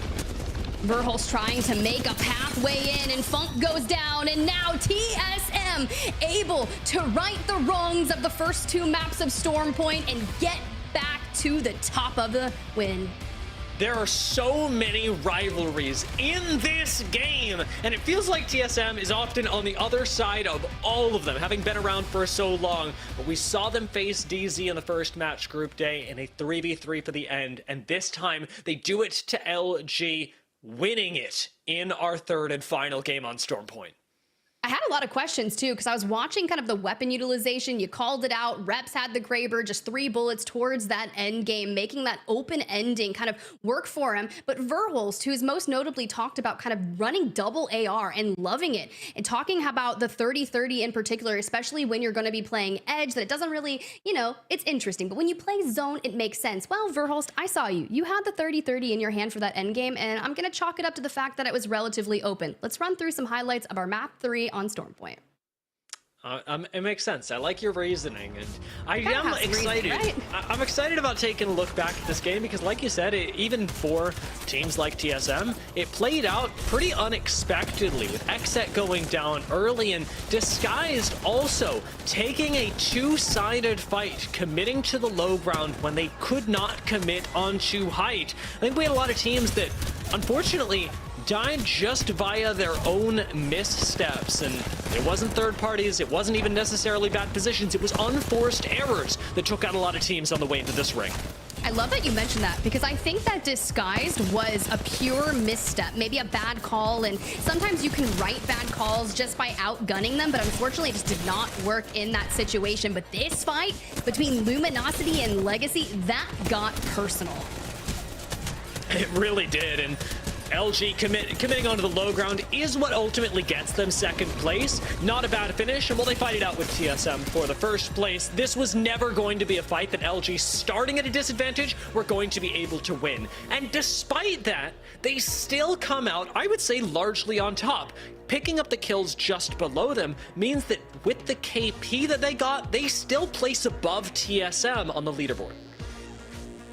It's kind of interesting now that I look at it. FURIA makes sense, right? They land wall, they're able to grab a ton of eliminations, but as we move through, a lot of those teams got caught up in those south areas, more specifically Cascade Falls. So relatively tough, but I have a feeling they'll bounce back. And Moist Esports, well, they've been racking up all the eliminations, and as we move over to World's Edge for them, for now, they will have a relatively easy journey from Overlook, so nice to see them not be contested. Nine Lives also starting to creep up into the top 10. I think there's a chance for all these teams, but now, Stella, it's going to take place in a different arena. I know, and we might see some of them change up exactly how they rotate. And we know Stormpoint is a pretty big map, even with all the changes applied. So maybe some teams will have better luck rotating in. World's Edge is our beloved old map that we love to see. Zephyr, what do you make of the last few matches for day number 2? Something that I really want to bring up is the sleeping giant that is FURIA here. Now, notably, the reason why is because statistically, they're left behind in the dust due to their first game. They finish 18th with 0. But to note, even though this roster currently doesn't sit above the rest in terms of damage potential, their damage differentials are absurd. Both Madness and his Watson are currently leading the pack out of any other team in terms of putting damage out more than they're taking in, even if they aren't currently damage leaders. So the FURIA influence is massive, and I think we've all begun to start to feel that, even if they aren't our winners yet. All right. Well, Dia, go ahead and take a well-deserved break. We'll bring you back for a few matches later. For right now, we are going to be going into an interview with Graceful, who we didn't get to see in EMEA. Hey, how are you? Hey, I'm fine, thank you. I'm back. Yeah, you're back. So excited to get your takes on everything that we're seeing today. So I asked this to Oirain in EMEA, but I'm very curious for you as a pro player, what do you look for when you are watching these matches? So mainly I'm looking for the split-second decision-making from teams and how pretty much I would play these games out depending on zone, right? So, you know, on Storm Point, I drop a command center with my team and we're looking, okay, how would our macro work this game? Some teams' macro might differ depending on zone pulls as well, because, you know, even though we call a wall ending, there's several different wall endings. There's the east side, top on the zipline house. There's the northeast side on the triple bins. There's the west one that we saw today. So depending on where the zone pulls, we're always planning our macro differently and then just looking to see how to adapt in the scenario. I actually really love that. And it makes sense because, you know, you land command center. We just had that command center ending. You probably would have called it relatively quickly. But, you know, Graceful, I've really missed you since Champs. And I'm so excited. Not only are you playing, but you're also casting in Challenger Circuit. And I promise I'll ask a real question. How quickly would you have been able to identify that zone in map number 1? And how quick should you be able to try and at least put yourself in that position? Because you want to loot as quickly as possible and get on the road, especially if you are playing zone. But speaking of timings, talk to me a little bit about that.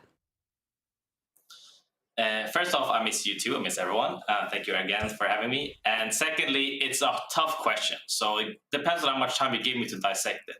So first and foremost, do you have beacon or not? If you have beacon, you can tell the zone, especially on Storm Point, immediately because it's super easy to predict. World's Edge is very different. Even if you have zone, the pulls are quite vast, right? If we're talking about looting speed, you said loot fast. There are times where you have to loot faster to have a prio in the zone. If you have a God spot, is what we call it. God spot meaning you end top 5 in the game based on placement alone.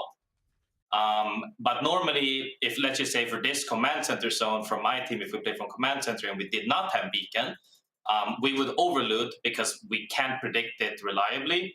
And you would take what we consider a power spot, which is what a lot of the teams fight for. So in this case, we would probably play front command.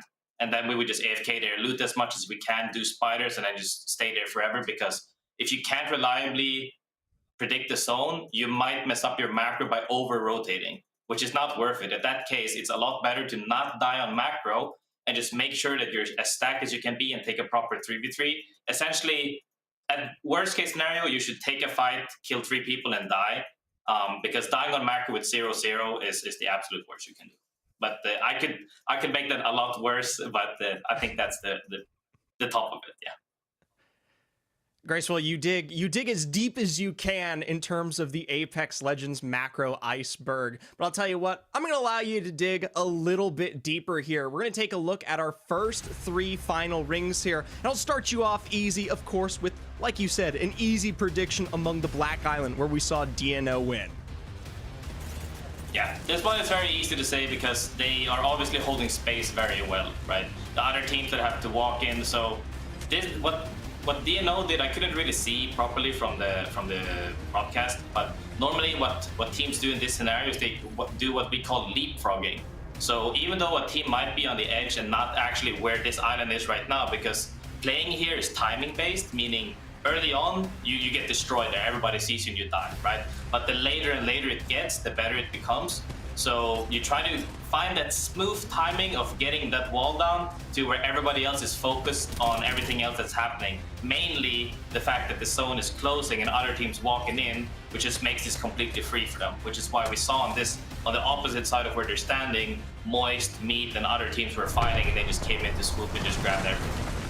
For this one, it's really good to actually talk about because mainly here, everybody would assume that the top roof team would win. But I would argue that nowadays, in today's meta, teams are improving so much that people don't think about this anymore. Back in the day, a year ago, top roof team would win every single time. Today, teams are looking so proactive, always hungry, looking to make plays. And this is from the teams of every team in ALGS, all the all 20 teams in this lobby are looking to be proactive and make plays now, which back then people didn't do. It was always the, the slow zone play style. But now the spot that most people would deem safe is actually the unsafe one, because everybody's looking to make the play-making win, or the play-making play essentially for the win, rather than play safe for consistent points and plays.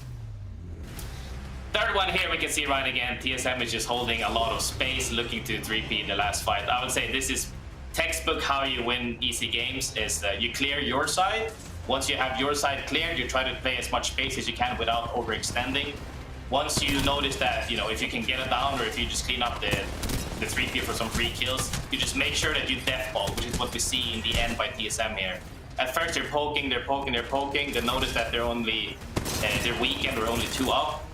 So they start by spreading out, and at the end right here you can see triple slide forward, which is what we call death ball or holding hands. You make sure that you can all tank damage and put out as much damage as you can. It's pretty much impossible for TSM to lose this scenario, which is they closed the game really well and they played exactly how you should be playing it.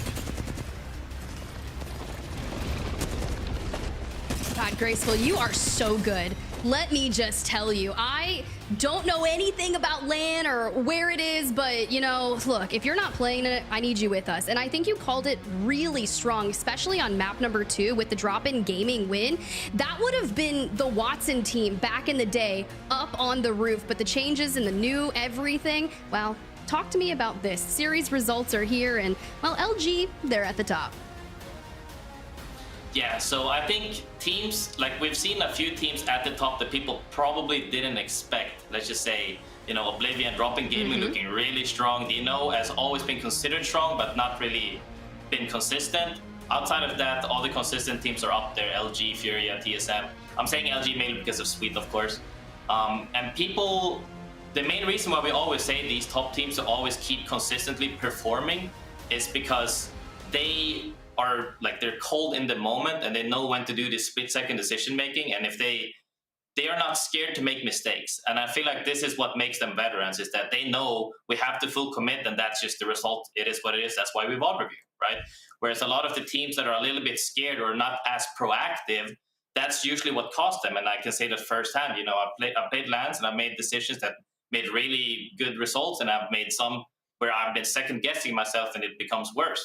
A lot of the time, if you're just 3 Pepegas pushing it together, you're going to have better scenarios than the perfect plan that's just a little bit off timing. Maybe one guy pushed ahead of the other two, or a 2-1 split when it should have been just a triple hold hands and we win as Pepegas, So the veterans are showing up strong. I think they're really being consistent because they are committing to each other, they trust one another, and that's what scrims are for. But scrims are a little bit hard to take the results from because 10 teams circle 1, But in Pro League matches, we're going to have a lot more teams, and here's where you can really see people's backbone and consistency and all their previous results and everything.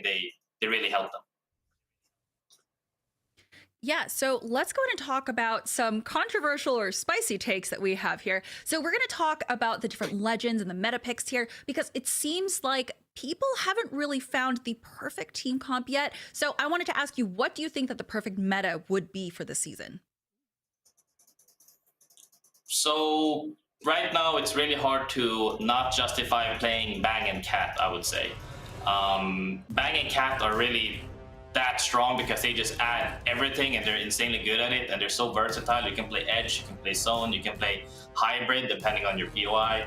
The one that's the most controversial is the 3rd slot, which is right now a lot of people. Obviously, Horizon is always going to be there because her utility, with her Q being the only ability in the whole game.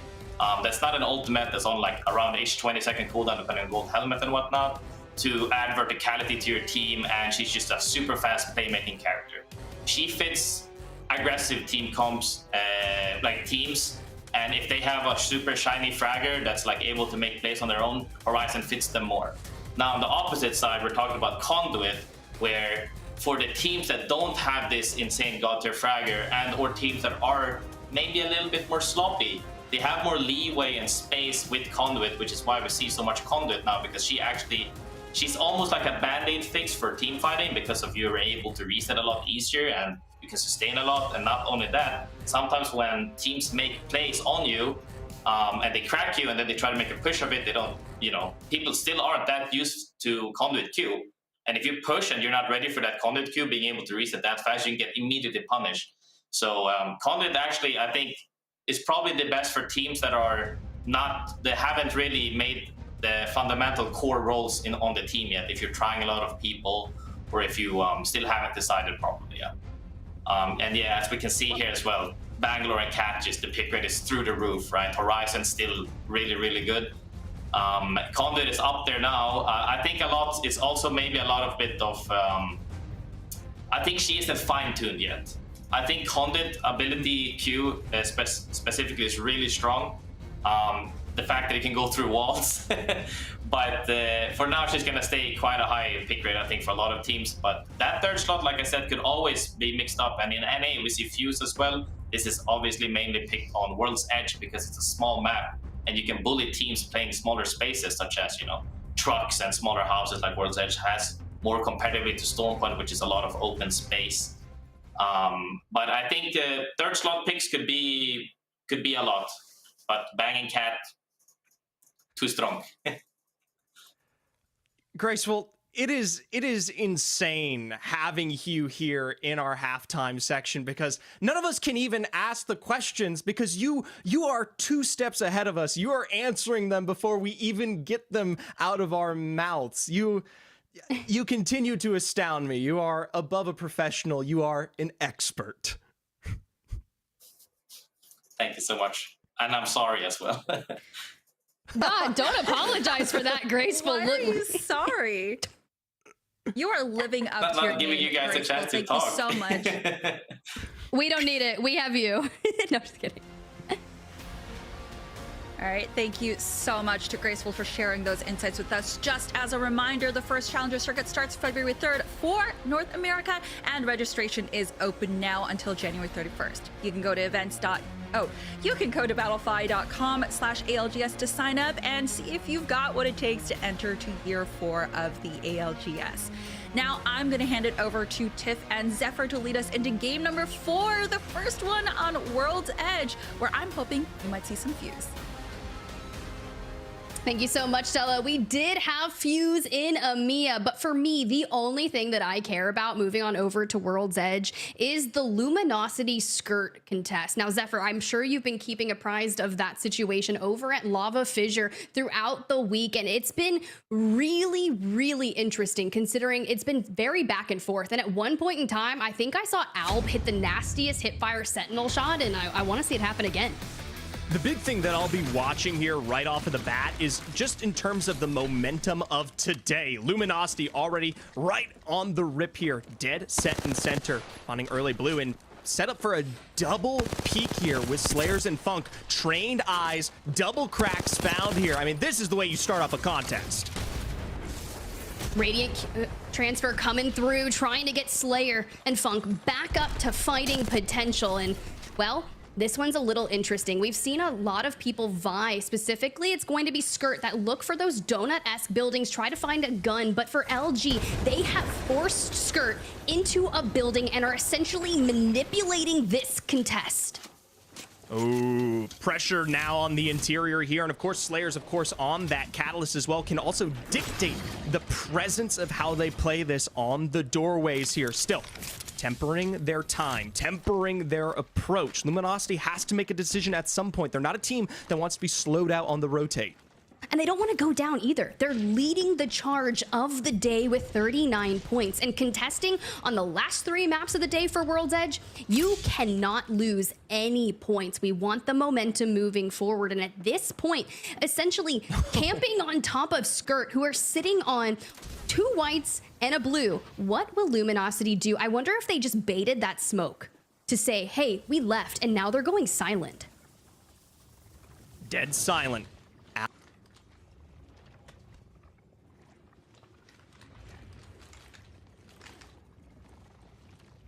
Bit more than just dead silence in Apex.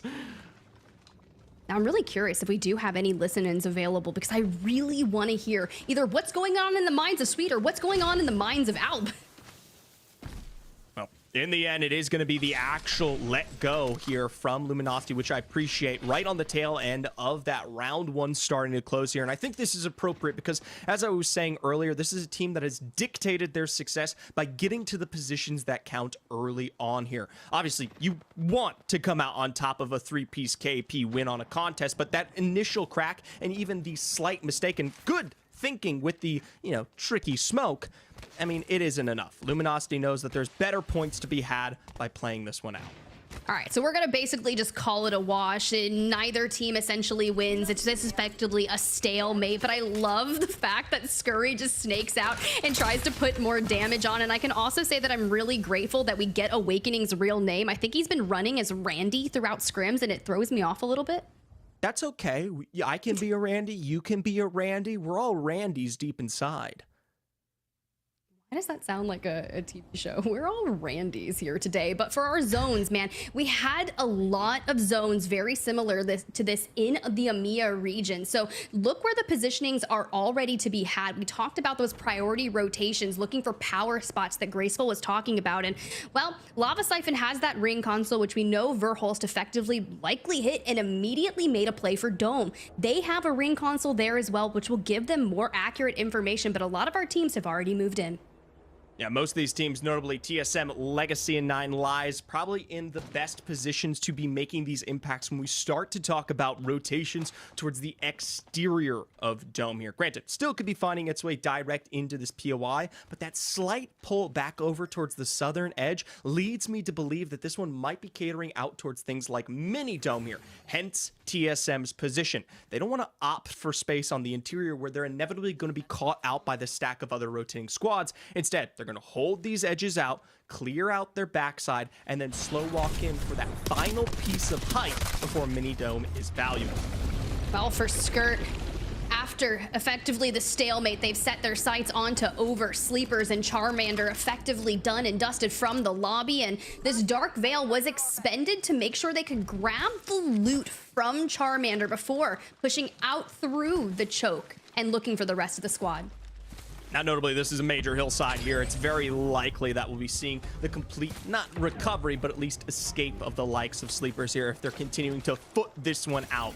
For Skirt, though, hey, they're more than happy. They don't quite get the success of that first wipe, and instead are led astray by the sounds of the beasts above, the flying wings of XSET, who are happily taking an evac for free. That's not even the ones they were touching toe-to-toe here moments ago. I don't even think they know that.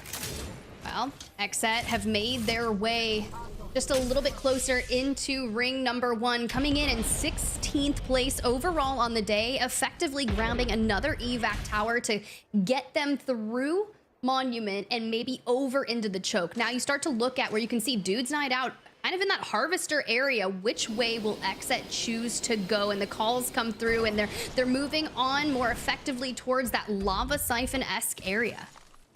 I'll tell you what, I do like this from XSET, but they're going to have a rude awakening here, especially given their position forces them to start so far and away out there in trials. They're moving just as fast as you would think they'd play into zone, but speaking of moving fast, bullets move faster, and Akimbo's surely finding that out. We know Disguised really strong on World's Edge, and well, they've already got a knock onto one, and now the hunt ensues. They want to find the other two, and moving on into this tunnel space, the hip fire with the 30-30 reigns supreme on the second. And now, like a cat playing with a mouse, and Arcology done and dusted as well. Can you really call it a hunt if they make it look that easy? It feels like bullying to a certain degree. I don't know what bullying in a hunt would be considered. Yeah, I'm not really too sure, but Skies pick up another, currently sitting in 9th for the day, wanting to move up the leaderboard. I can imagine that squad is not going to be happy with that positioning, considering how dominating they were looking in scrims. But Graceful said it himself, scrims, man, it's really hard to justify and take what you see there. It's kind of all about just learning, trying out different things, limit testing, and see what works in your group matchups. But for Sentinels, this is really interesting. We know that Dia is an avid Rampart enjoyer, but this legend composition, Loba, Rampart, Bang. This is something that needs to have zone presence. This just doesn't work. Talk about rotation ability. They don't have it here. They have no closing gap, and the bang is the only bit of safety they truly get, especially when those walls are down here. And here's my thing to look at. They're nowhere close to where they need to be. This hillside is incredibly punishing, and while yes, you can extend a shield, a wall all day long here, if you can't close the gap to get down towards that south side where we'll be seeing the end of this zone, you're just going to have teams run up on you before you can ever make things like the Rampart Loba combo work. Oh, that's so interesting, let me just tell you. But for XSET, as we follow their journey, they've made it over on towards bridge, and I do enjoy this positioning, but it's very much akin to what we were witnessing from Aurora's rotation on World's Edge. And they were talking about how they weren't happy with their World's Edge performance, and Aurora has played from this building. As XSET walks into it, I start to think they don't have that next ring information. They're going to have to go just a little bit further, and I'm a little nervous for them. It's not particularly the worst spot to be here, but knowing that our zone is catering up over towards the southern side of the map here for XSET, they've got two options, whether it be into the beasts and walls themselves of something like Sentinels or through the cave system. Either side, they're going to have to end up taking a fight, especially if they don't have evacs available. And I'll tell you what, Diff, I'm pretty sure other than 9 lives here, Legacy and TSM, I'm pretty sure there's probably other squads who've also contested for these lovely spots of real estate.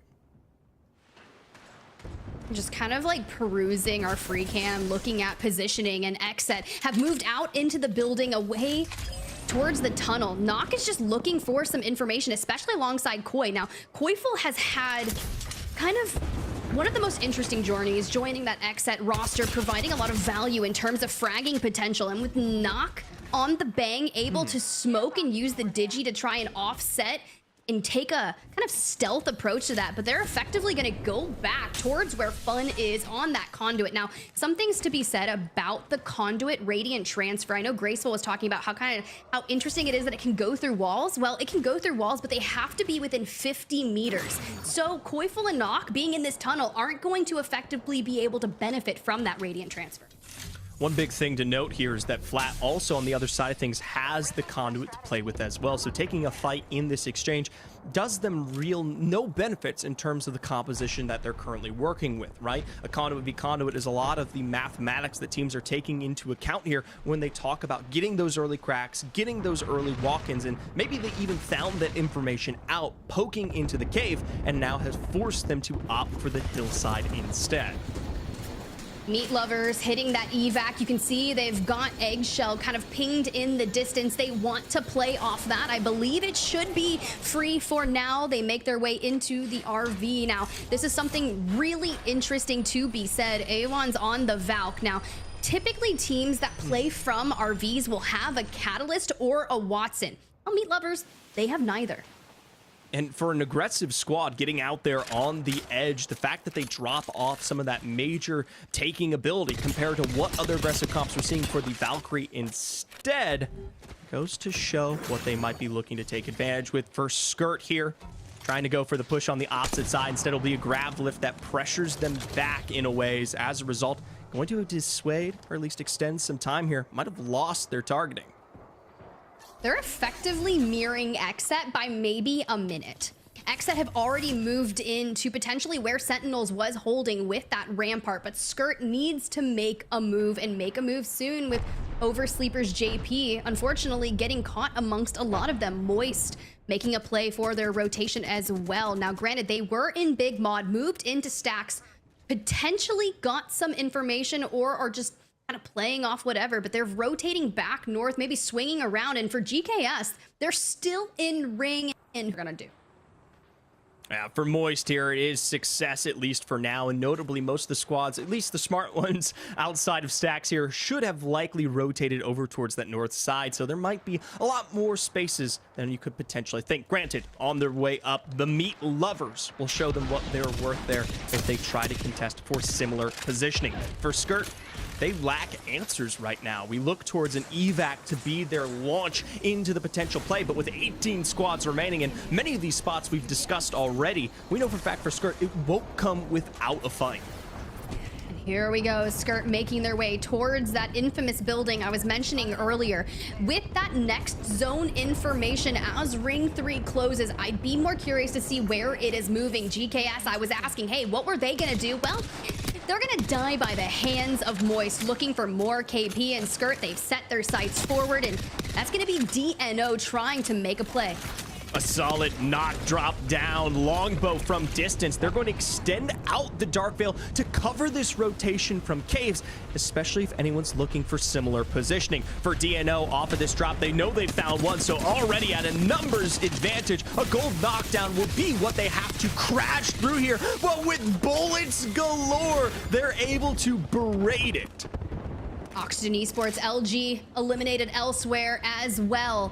But for this squad who keeps on that rotation, one member of DNO was able to get out. Now you can see that Disguised wants a piece of this, and they have destroyed DNO, and they are setting their sights onto Skirt, constantly berating them with those thermites, just looking for an opening here. We look to it, we've got a digi threat, and things can get spicy, but DNOGaming will be slown by Timmy as well. Caught from behind, but immediately giving away that position. XSET from above, take advantage. It will cost the life of Nocturnal there. Koi just barely pulling out recovery, but seeing their moment to strike. Skirt start to walk their way up the hill, and FURIA pinch from the other side. We knew Sentinels wasn't playing from a very powerful position, and they will fall off screen as well. But for FURIA, who have been making so many well-timed plays here, they look to capitalize on that. Keon able to get back to his Watson and Madness. I can only imagine what Madness is sounding like, trying to rein Keon back in the reposition around this rock. And you look towards their loot. We need a little bit more energy, but Keon electing to play a little bit of that Verhulst double AR meta. It's something that gives them the advantage, especially in the matchup directly against things like that Conduit, having that extra clip size and damage to work with. For Disguise, though, they find little answers here in terms of this next move up. While FURIA have left them in the dust, the remnants of Skirt are more than happy to pick up the KP that beat. But for Albin Scurry, the minute they crest the upper line of this hill, they are shot back by FURIA, making their reappearance. The fact that they're able to somewhat stabilize behind that Dark Veil and get their shields back up as we have to keep rotating. The ring is at their back, and his Watson able to get that moving. Disguised eliminated, and we power forward. Skirt not able to hit their rotation as well, and FURIA turns the tides, starts destroying so many other teams. It's gonna be DropInGaming and Flat. Moist as well, trying to find their way in. The Great Migration is upon us. I can't believe FURIA have found themselves a position, shot from both angles off of a good Dark Veil, but it's finally this, breaching the interior of Dome, that comes to bite them. Legacy from inside and from the outside, a final wipe that sends them home in 8th. For Legacy, they know they've got one more roster out there that they could take advantage of, but this lobby has been decimated off of a Dome pull. This is really tough, but beautiful free cam shot to set it up. 9 lives in the back buildings. Legacy will have to move just a little bit, but not before they're done. Gorgeous. Wreaking havoc onto Flat. So set our sights into that next zone. There was a ring console the entire time over there. So for the teams that had controller legends inside with most effectively a lot of cats in the lobby, they would be able to accurately predict where it was going the entire time. Meat Lovers, who took that rotation, played from RV, and essentially walked in on the backside. They're poised to have a solid positioning, but only with Moist Esports, depending on where they're going to enter the zone. It's a tough decision for Moist here, but optimally they probably are likely to fight the back end there, and as a result might stunt the growth or power potential of Meat Lovers. For 9 lives, I'm curious to see what kind of height they can play above the silos that they're currently set upon. And for TSM, holding that building out to the very last moment and waiting to strike is something I'll be looking for here. For EVYLUTION Legacy, they might be starting fights early. Starting fights early, but Moist answering the questions that we needed. We've seen people play from the silos and effectively using the Radiant transfer to get back up to full health, but here come the Vert nades. We saw them be so powerful and early on, and this is going to be the toughest positions to play and stay out of those sight lines of the neighboring 30-30s. Legacy still trying to get into zone and being forced into essentially EVYLUTION, but Meat with the Sentinel tech, the Landlord, break breaking apart the squad, and Yanya able to stay alive, but that zone is ticking away at the white health, and you don't have much cover to work with here. For Yanya, the back of the zone just barely pushes him out of this source of cover, and instead shot out again. Like you said, a Sentinel from Tech seals the deal and brings us down to our final 3. 9 lives, TSM, Moist here above, and actually Meat Lovers still over on the opposite side. It's going to be a really interesting game now, down to the final 4 squads. TSM entered this match 16 points out of first place. That was held by Luminosity, none of which we see right now. They did not make it over towards Dome. So if TSM can put up enough numbers, they can move up the leaderboard. But 9 lives as well from the preseason qualifiers would like their chance to be able to do the same. Now, something to note here is in comparison to silo endings that we've seen in the past, this one comes alongside a heavy precedent of Horizon here. These grav lifts all currently available to make the switch up and play for similar positioning up towards something like Moist whenever they need to. For 9 lives are kind of starting to look there with the extent of their own grav lift, but they know the minute they pressure for that same angle, Moist are more than ready to put damage down where it counts. It's going to come down to a split-second decision here among the teams. See who comes out, well, quite literally on top. I'm having deja vu looking at this zone with teams in either buildings, a team on silo, and that was a good shout to talk about the verticality from Horizon, utilizing that grav lift that will be available. But with an amped up Sentinel, Tech is just looking for any angle that he can to whittle down the numbers on the neighboring teams. Oh, and Meat don't have Horizon. That's going to be a big one here, especially on the low ground, and how they can foot this one forward, knowing that they can't even play for a majority of the space that leads dominantly. Oh, if you're dropping a Valk ultimate this late in the zone, you deserve to be headshot, dropped, and ended fourth. What about evacs? All right, evac. I'll take evacs. I'm trying here. You're gonna like put up a big target on your back, and there's not really a lot of time. It's gonna be really funny. Whoa! Can we talk about Guild's use of the piercing spikes on the other silo? This is smart. In the end, they're going to expend that grab lift on the exterior of the door. That's going to really punish TSM, but they've got great responses with a dark veil of their own to give them minute, minimal, but effective cover there.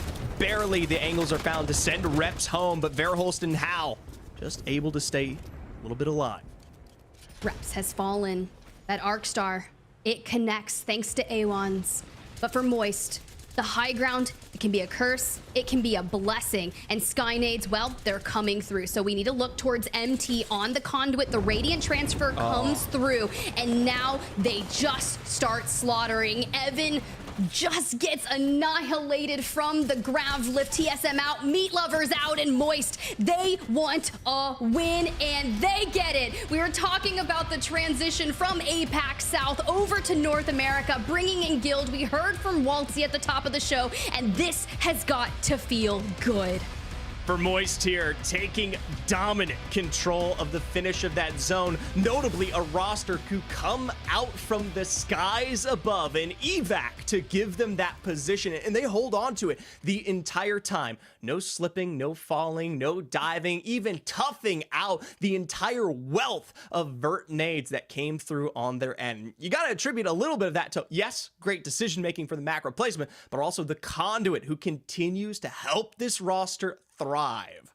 Yeah, it's really interesting because immediately upon landing on the silos, they throw down the Radiant transfer. The nades come up, doesn't matter. There's like essentially 3 phases to Conduit's Q, and throughout that first phase, it's about 8 seconds, and that's the health regen phase. And yes, it takes time. You have to be able to not take damage for like 2 seconds to make it work. But regardless, they were able to stabilize and hold the high ground. I talked about it being a curse and a blessing. Well, for Moist, it was a blessing. So I'd love to see some of those highlights because we had some really interesting moments, especially a lot of those rotations in that mid map trying to get down towards Dome.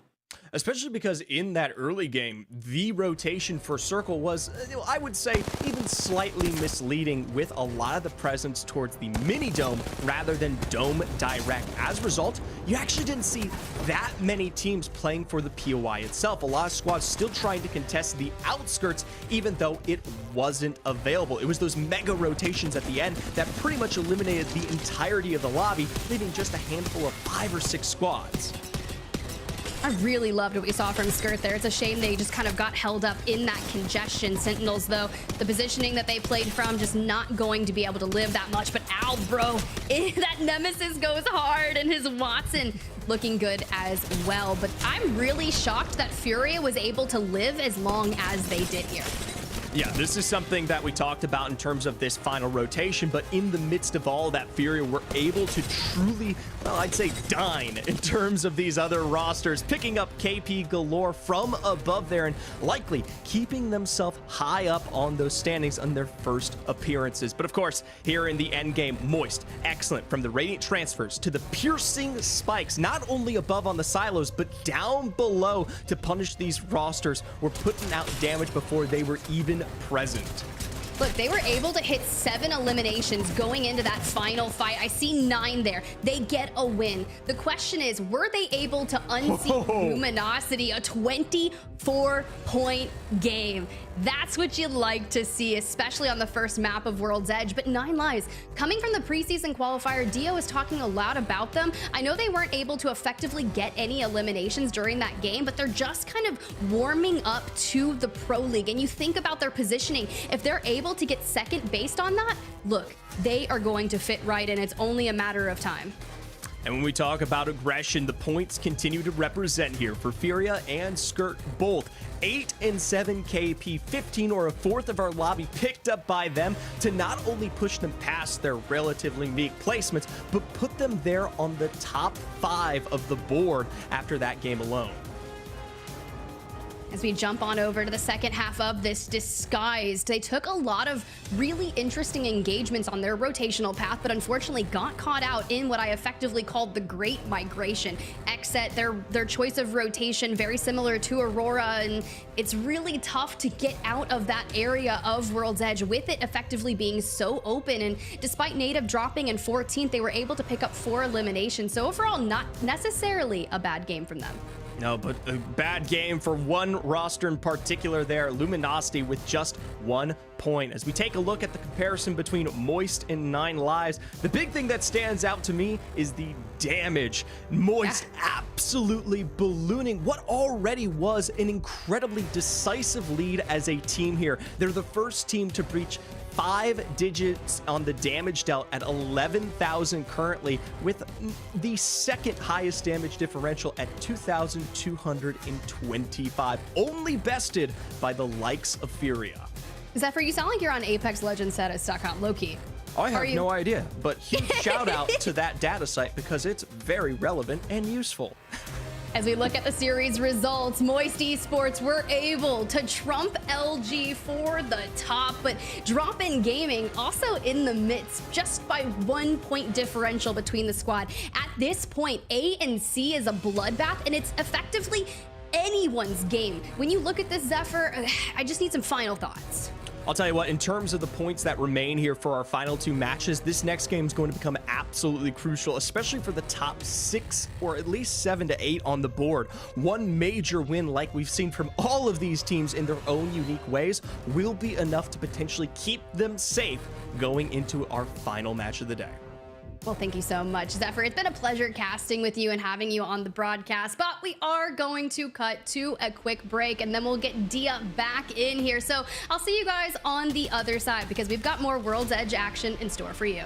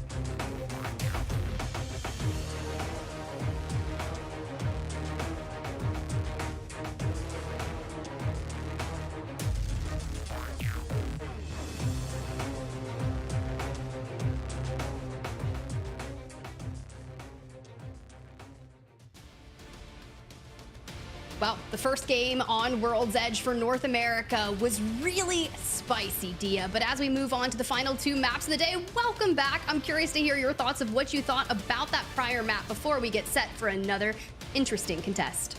I'll tell you what, Tiff, I thought it was uncanny that we got another very similar zone to the EMEA zones today, pulling again towards the south side. I did enjoy the Rampart. It did hurt me to see her positioned as such. I don't think Sentinels themselves feel like they have a lot of power, and I think after watching that game, it doesn't look like it's getting a whole lot better today. Wow, that was dark. I mean, typical, I understand, but at that point, if you're Sentinels, what kind of changes do you need to make? Well, we've got this map rotation up. You can see historically, if you just joined into the main broadcast, these are your 4 different map winners throughout A and C. But Sentinels, yeah, you're right. They're not there, and they're having a relatively tough day. Really struggling with the perhaps loot that they're getting off of drop, and then competing with other conduit teams, maybe not having the team fights that RKN is used to, or the positions, like they're getting rotated on faster. Whatever it is, Sentinels have not caught up to the rest of the meta and the way that other teams are playing right now, and it's hurting them, at least in the short term. Perhaps long term they'll be able to find an adjustment and a legend, but right now I don't think that simple legend picks are going to solve their problems. That's true, and we have an 8-week regular season, so plenty of time to kind of get into it, right? You've just got to drop in, figure out what you want, what works best for you. Maybe it's not Loba Rampart, but for the other teams that are effectively utilizing that Bang Cat. And whether they're slotting in something unique or like Horizon or Conduit for that third, it's working for them. But for our final 2 maps of the day, Dia, things have got to show out. We have one of the closest scoring series that I've seen in a very long time. Yeah, this has been a very difficult day to take away by a mile, and it's in contrast to what we saw in EMEA, where our winners of the matches were also putting up these massive score lines. Here, every inch matters, and the leaderboards are changing so much game by game. As we drop into World's Edge once again, we are taking the south to north route, and teams like FURIA landing over by Tree with a crafter will have the extra time to be able to hit that and get their resources all nice and topped up. TSM going to be the beneficiaries of that as well, but we all knew this was going to happen. LG fight once again for their home in Lava Fissure. They immediately drop onto the donut building in Lava Fissure and Slayer, something that's really smart for them to immediately reinforce the door behind them. And now we move forward throughout these essential catwalks. Now, something that we've seen throughout scrims is effectively missing the catwalks. Well, now we're going to be missing Scurry. Nice way for Funk to drop down as well. That was just some nasty play with the triple take. Even interrupts the res. Waiting, buying time for the rest of the team to come over. You've got Sweet coming in from above. This duo is dusted as Entry with the triple take takes down another, and Skirt have just 1 member left. 1 member that should be running for the hills. That's really interesting, because sometimes when you see these Lava Fissure contests, and I know you think to EMEA, we've seen this prior, we've seen this happen even in North America. You run north, but we know that someone is going to be getting all the loot in trials, so Alb is going to effectively have to manage that, and you actually get the audio cue that it is happening. Skirt, or rather, I should just refer to them as Abralele now, because that's the only player left. Will likely have to play through the north to avoid XSET, which means that you're not only a rat, but you're late rotating into a zone that otherwise is fantastic for Lava Fissure, because let's not forget, Lava Fissure also inherits, in most cases, the loot from Mirage à Trois, which puts this incredible path right into the zone, laid out perfectly for LG, to say nothing of the fact that they have 2 KP at least to go along with it. For the rest of our teams rotating into and around Harvester, it is going to be a bit of a difficult decision. Do you try and play out of Harvester or the lines over by Tree for a late move in and being able to pick which side of the mountain you're on, or do you decide, hey, we're going thermal, or hey, we're going bridge? Well, for Oxygen, they're going through tunnel. They've got the ring information. They know effectively where they would like to position themselves, but a really slow start to this match day showing for them. starting out in 16th place. Now, granted, because the points disparity is relatively close throughout our entire lobby, one good game could effectively bolster them into maybe a top 5 position. We did get a look at that ring and kind of where it is pulling towards, and I saw a bit of thermal station in it. So for Disguise to land there, well, they're going to have relatively easy journey, but Disguise don't necessarily play heavy zone. No, they've honestly mixed things up quite a bit through today's games, but none of them have been Disguised sitting in center ring. A lot of time they will wait until zones 3 or 4, pick a position and run for it. The exception to that, of course, being in our first couple of games where they tried to play the nut buildings really early on, and I think that's a big reason why they're not doing it anymore, because it did not go well. Did not go well, but we still have all 20 squads in the lobby despite LG effectively winning that contest. I'd be curious to see what Alb is be able to do. There was crafting in Skyhook, and I can only imagine maybe he's just looking to loot up on Med's northern side and effectively try. I wasn't sure if he was able to get banners, but I think they do run conduit for the contest and should be able to craft. It's always a possibility as teams like DropInGaming make their way into Thermal. The game plan pretty darn clear from here. You can sit in these buildings likely until the end of the game, as it is a very common end zone for DropIn to take advantage of, to say nothing of their shield cells, of which they have plenty, and a Watson on top of that. Right now, you want to poke, get your evos up, and largely not expose yourselves to too much risk, because at the moment, you are setting yourself up for an end game. That's what this position, as inactive as it can be, is meant to do. I don't think DropInGaming gets enough love. So I would really love to talk about them for a minute, especially when they're kind of positioning themselves for that end game and effectively going AFK per Graceful's terms on that beautiful halftime show that we had him on. Crook, you know, he's really been a staple in the competitive scene. He's played alongside Atlanta Premier, but for FURIA, you mentioned it was going to be tough making it through Harvester, but well, they found crafting, they smoke it out, and they're just kind of lurking, looking to make sure no one is here. I was surprised we were considering a wall, but with the shields as they are, Watson cannot take any risks on being shot off of this crafter. So it'll be up to Oversleepers to really press the issue should they decide that it's necessary. Bottery with the gold shield already starting to move through the center of Harvester. Well, JP, the oldest mouse and keyboard player in the ALGS, stands on the other side, white shields, and at 31 years old. I want to see how this old and young pairing of JP and Vatari goes throughout today's games on World's Edge.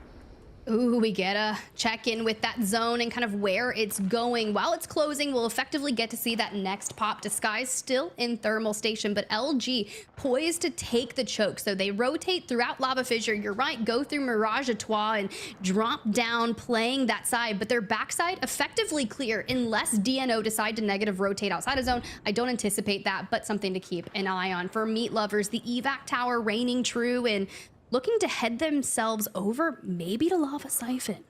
It looks like, honestly, that wouldn't be a bad idea because Lava Siphon has crafting. There's also, note the single member of Meat Lovers dipping out towards Big Mod, the chance to get a zone read off of this, which will allow the rest of Meat Lovers to really effectively predict where the ring is, as opposed to, say, teams like DNOGaming, who have had to sit on the outside by Harvester and choose to play the fence line instead. We actually get a look at them right now as TSM should be finding themselves encountering Native soon.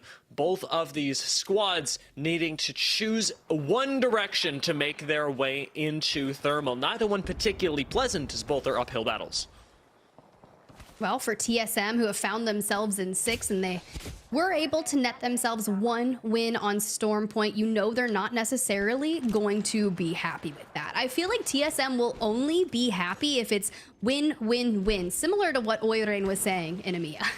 Yeah, and that's honestly, that's exactly what happens when you win as much as TSM have in their careers. To not be picking up victories on these regular season match days should, by all accounts, feel like a disappointment to them, especially when they have this amount of expectation on their shoulders. They're playing so slow, so cautiously right now because they've already fallen significantly behind the expectations that a lot of people would have had for them today, and they're in 6th place.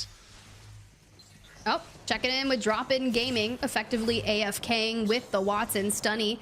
Beautiful fences, let me tell you. But I was talking a little bit earlier about Crook. Now, he is effectively playing Bangalore for DropInGaming, and you think back to the duration in Apex comp, Crook used to play Gibby and Anchor for Atlanta Premier before they got signed to Oxygen Esports. I'm talking in the depths, right? So transitioning into a more active role has been quite interesting, and I really love to see the journey for Crook's growth. And now, Crook used to play alongside Enemy, who you'll note is actually signed to Disguised's roster.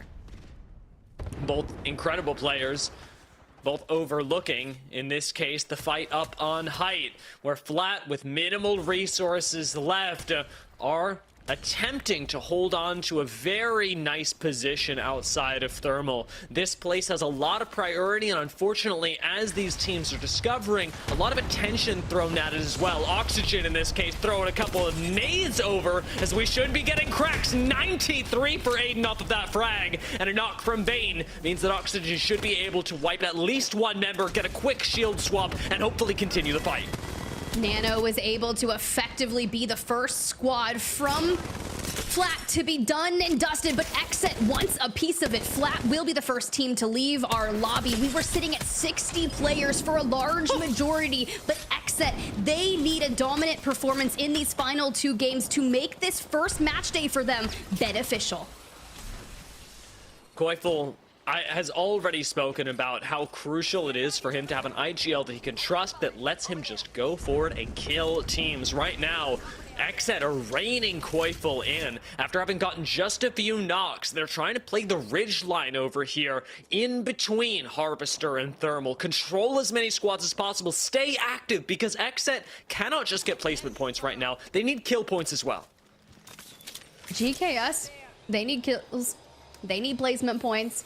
They need a little bit more. Now, GKS is one of those preseason qualifier teams. Also, you got Chaotic, Stay Naughty, and Sauce. And, well, they have to hit this rotation. They did play for that 3rd zone information, and now they make their move over towards it. I'm a little worried about the rotation that could come through from them, specifically with Sentinels and DNO in the midst. But for TSM, they also are going to have a very interesting rotation to make, with Moist kind of lying in wait here. Man, have they been shuffling their feet too. The fact that both Moist and TSM are right next to each other is just further evidence of the fact that getting into this ring is such a miserable endeavor for both of them, because they've chosen to rotate a little bit late, perhaps one choosing a little bit more than the other. Looking at you, TSM, who have made use of all of the crafters so far. Moist are starting to make their way down, which means that their backs in this case will not be clear as TSM start moving up towards Harvester. Opposite directions for these two squads. I find it interesting that FURIA has positioned themselves towards those supply bins. They've extended out Madness, and he's kind of effectively putting pressure and poking, looking for information, but the space that they've maintained, well, honestly, let's hear what they're up to. A quick listen in with FURIA.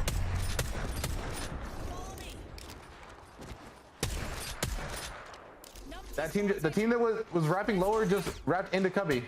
Behind them, mirroring them too. This team is fucking dog panicking. Come on, bridge went bottom Harv, and they're turning in here. I almost killed one, and I think there's 2 teams in Harv. I think there's 2 teams in Harv. I'll be still. They're looking for an opener. Keon, you can get good angles on them. I don't have an angle yet, but I'm trying to look. Cubby could third party, yes. It's bad smokes. Double balloons in back tree. Hear you. Ryzen Can we kill one? 50 purple. 36 left in the middle. Yeah, dead. Nice. Great shit, Key. I'm looking back at Harvey, bro. Yeah, Harvey's on prio. They're coming out middle door. They're going in lava ravine. 42 on Bing. 42 I'm gonna play up, I think, a little bit. I'm gonna play up a little. Okay, let me know if you call me over if you need me. Shooting up behind me. Look at me behind me. Okay. It might be a solo. No, Do it. Whole team. Everybody's full. Okay, I bangled them. We're going left. All right, Key, you gotta back up. Key, you gotta back up. Get out of there, Keon. They're stuck underneath. We need to kill them. We need to kill them under. Yep. I have digis, bro. On center cell. Are they still I'm there? looking. Under? No, opposite side. Control our spot. Control our spot. Control our space, boys. We need to fight them though. Yep.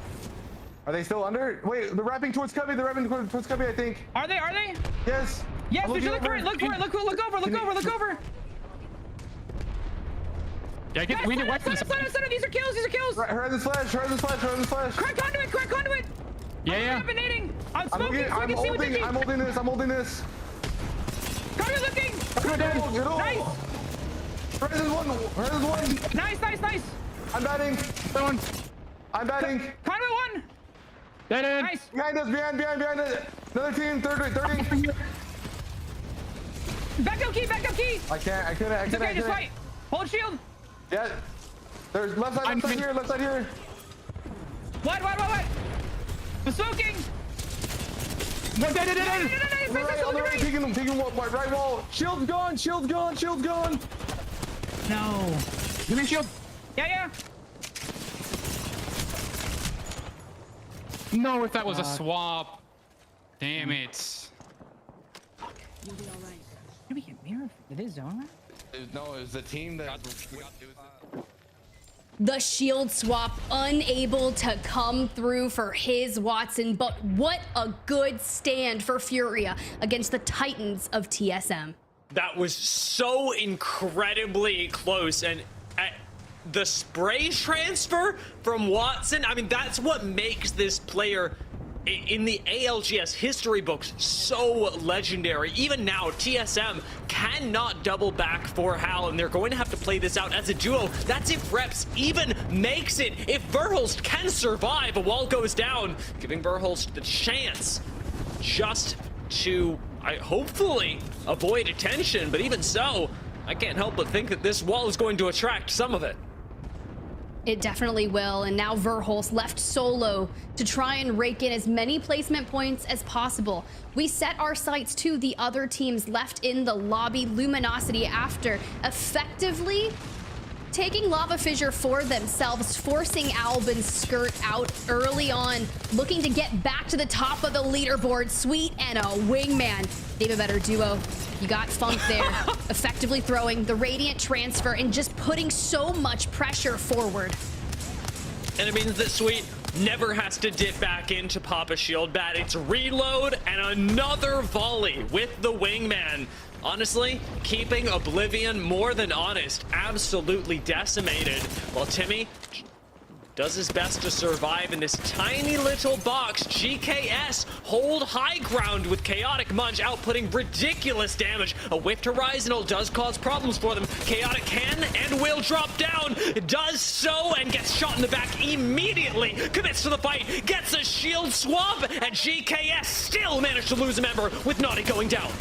Goodbye, Disguise, but the fight's not over. We swing, we look forward. Sentinels is in the midst, and honestly, with a little bit of help from Luminosity, they are able to stave off that. That's a good point there, Dia, because they're gonna look to hit that reset. Time is of the essence, but XSET is the team that's effectively north of LG, and that's gonna be a fight about to break out.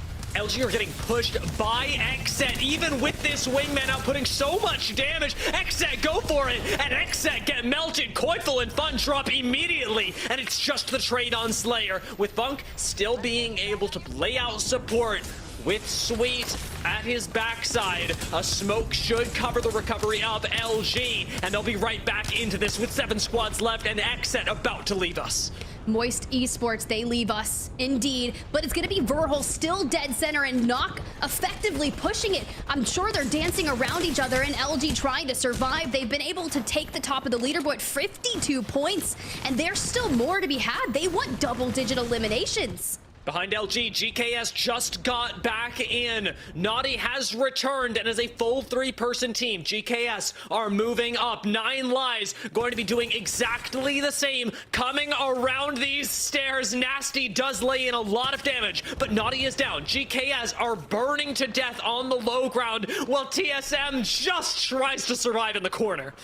Verholst is just like, don't mind me, over here, living my best life, texting the buddies, trying to survive and get the point. No, I'm just kidding. He's probably eating. But for DropInGaming, Stunny throwing up the fences, trying to effectively position themselves out of the line of sight. Holding on to, here we go. There it is. Gonna stave off at any of the ordinances, but Native Gaming will fall. We're into the top 5 and inching ever so closer to the double digits, but Funk's on 8. Verholst going down.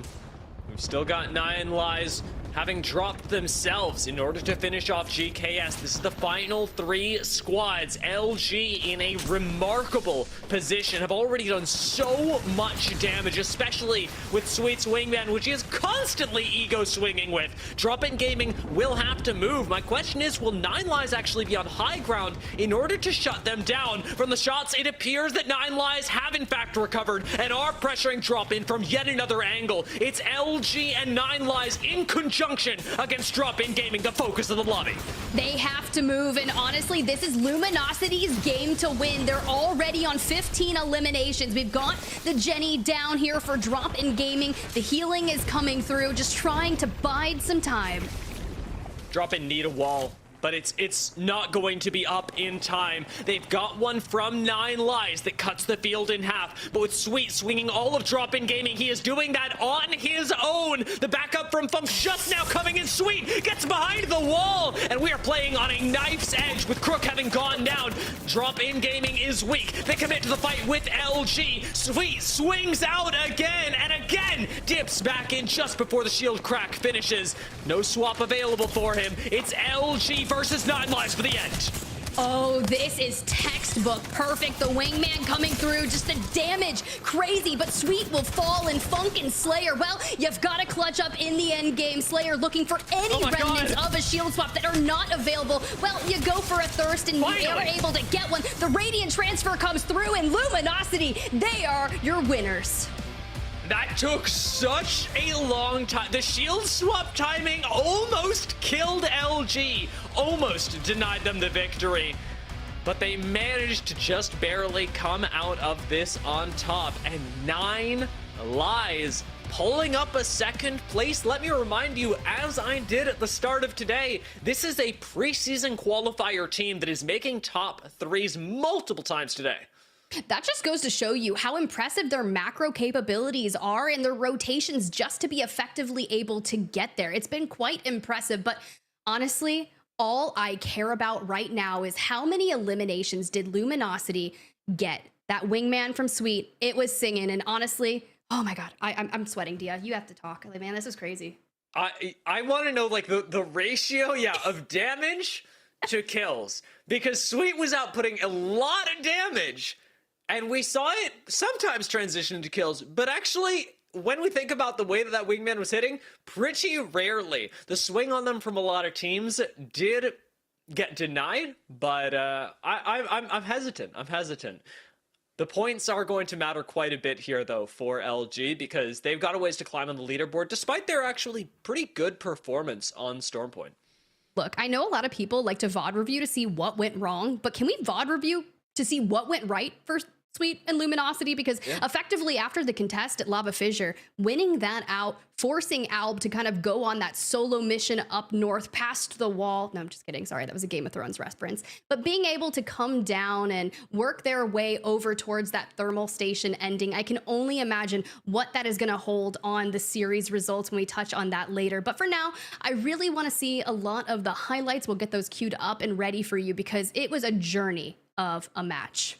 It was, and it was weirdly played out too. We had a lot of focus, especially with the FURIA fight around the outside at the train line, and Moist rotating through Lava Siphon as well. Meat Lovers doing the same thing. So much focus went into the eastern side of the map, when teams like DropInGaming very quickly had identified that this was going to pull west, and yet teams chose to fight their way through Harvester, through Tree, instead of approaching from the further north or southern edges of this.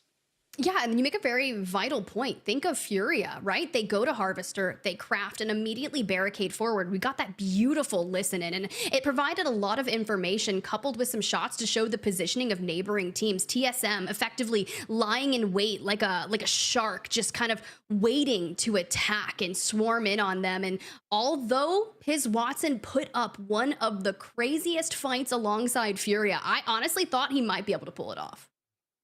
It very nearly did. One or two more sprays go right, and we might be talking about Watson here, but instead we are talking about Sweet piloting LG to yet another victory, and no small credit to Funk either for the opener at Lava Fisher that got them the initial KP.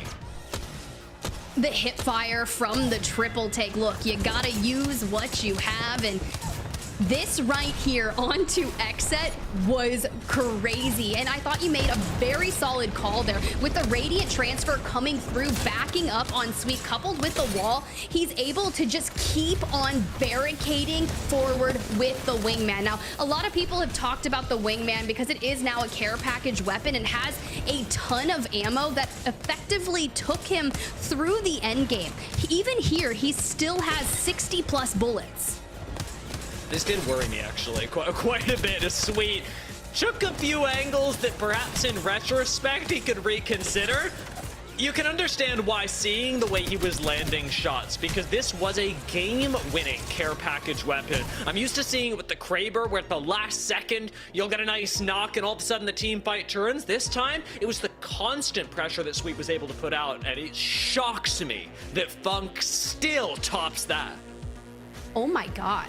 Dia, this is almost 7,000 damage in ALGS in a Pro League match. And I'll tell you what, it's more than 15 kills as well. 15 kills is an important marker because it marks 25% of the lobby. Going above that is where things tend to get kind of ridiculous. And not a whole lot of teams went untouched by LG. In fact, many of them falling at their hands by single and oftentimes even multiple members. LG, make no mistake, dominated this lobby. As we look at the match results, LG, a 20 elimination game, a third of the lobby for a 32-point game. Oh my God. They're proving the haters wrong, and honestly, Tiff, they are proving me wrong quite a bit as well. After watching them in scrims throughout this week, I had kind of fallen off the LG hype train, gone, you know what, maybe the team chemistry isn't working as well as we thought, maybe they don't have the game plans that we thought they did. But after putting up a game like this that can very well keep you afloat, and not just that, but in the top half of the leaderboard from week to week, this is all you need. The consistency can come later. The ability to pop off, that's what'll keep a lot of teams like LG in the conversation. I also want to give the flowers to 9 Lies, effectively another second place finish, but this time alongside 5 eliminations. So between the top 2 teams, 25 eliminations. And as you see kind of the second half of the results, Oblivion and Meat Lovers, you know, it's really tough. But the fact is, Skirt was able to pick up 2 eliminations despite such a harrowing start. Fortunately, that was very nearly didn't happen. Skirt have not had the best day, sitting in 14th overall right now, but LG take the lead and they take it by a mile with only 1 game left, Tiff. Normally I wouldn't mention this, but because the lead is very nearly 30 points right now, it is worth mentioning that if you do win by more than 50 points, you can grab a bonus league point today. Oh, that's it's right. unlikely for LG, but it's possible with games like that. Look, if they throw down again, that would be absolutely crazy, but let's go to a quick break because I need to compose myself after such a gnarly game. But when we come back, our final map of the day.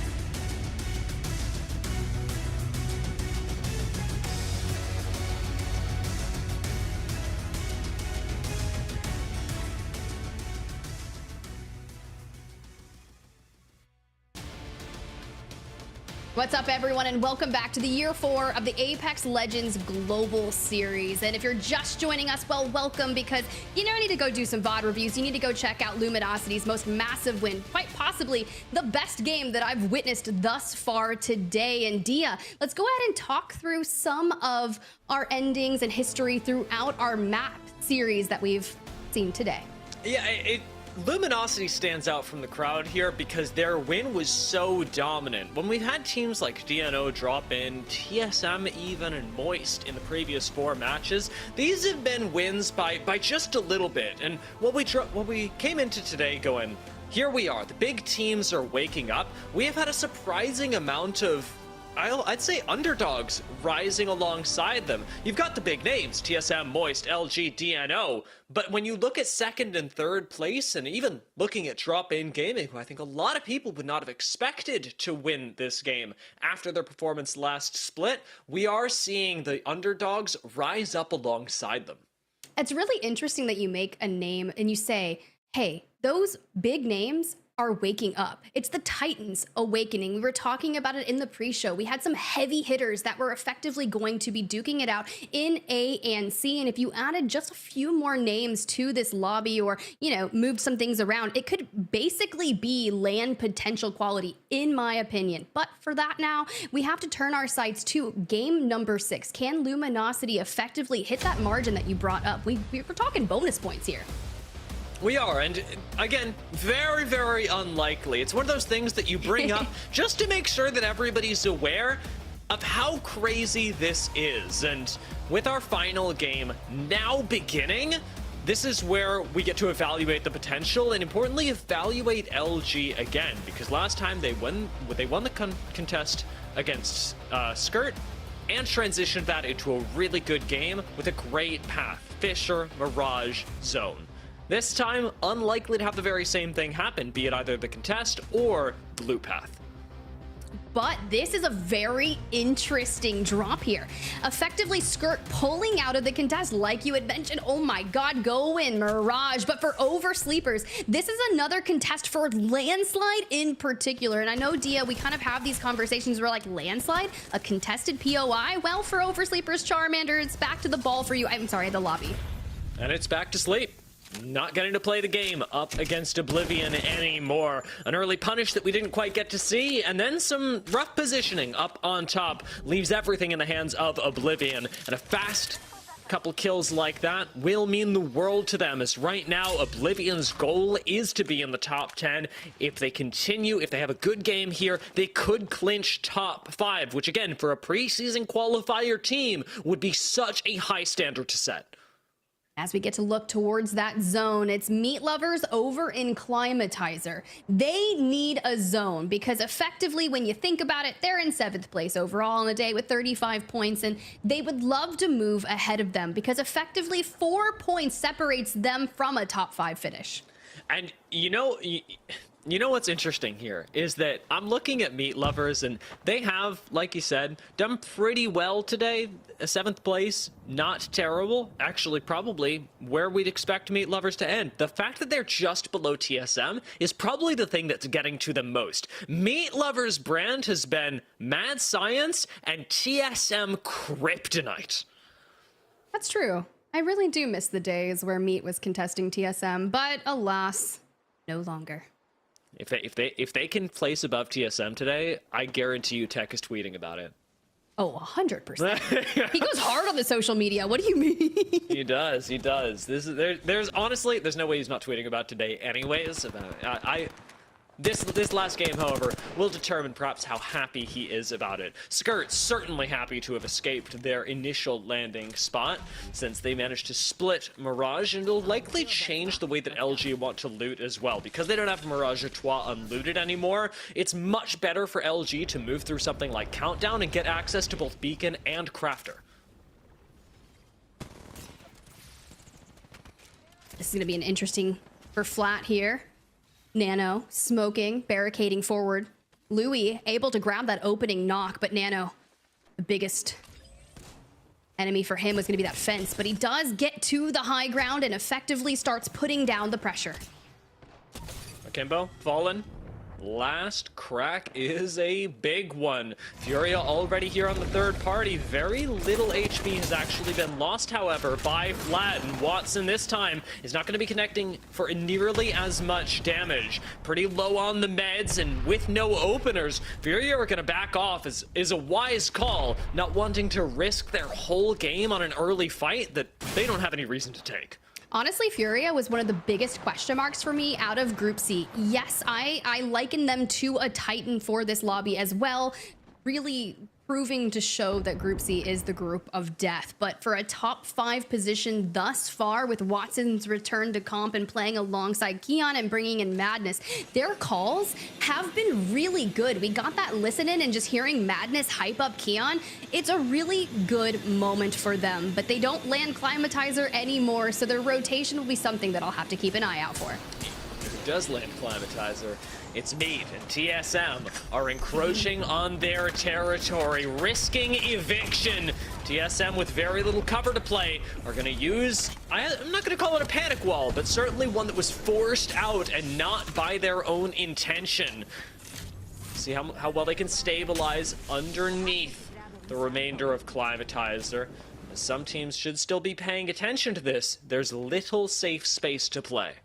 The only thing I think about when I see them land and immediately start to slow heal with the shield cells is, you know, if you had a conduit, you would have just popped Radiant Transfer to make sure that no one was going to effectively push you. But regardless, hey, they're doing just okay without it.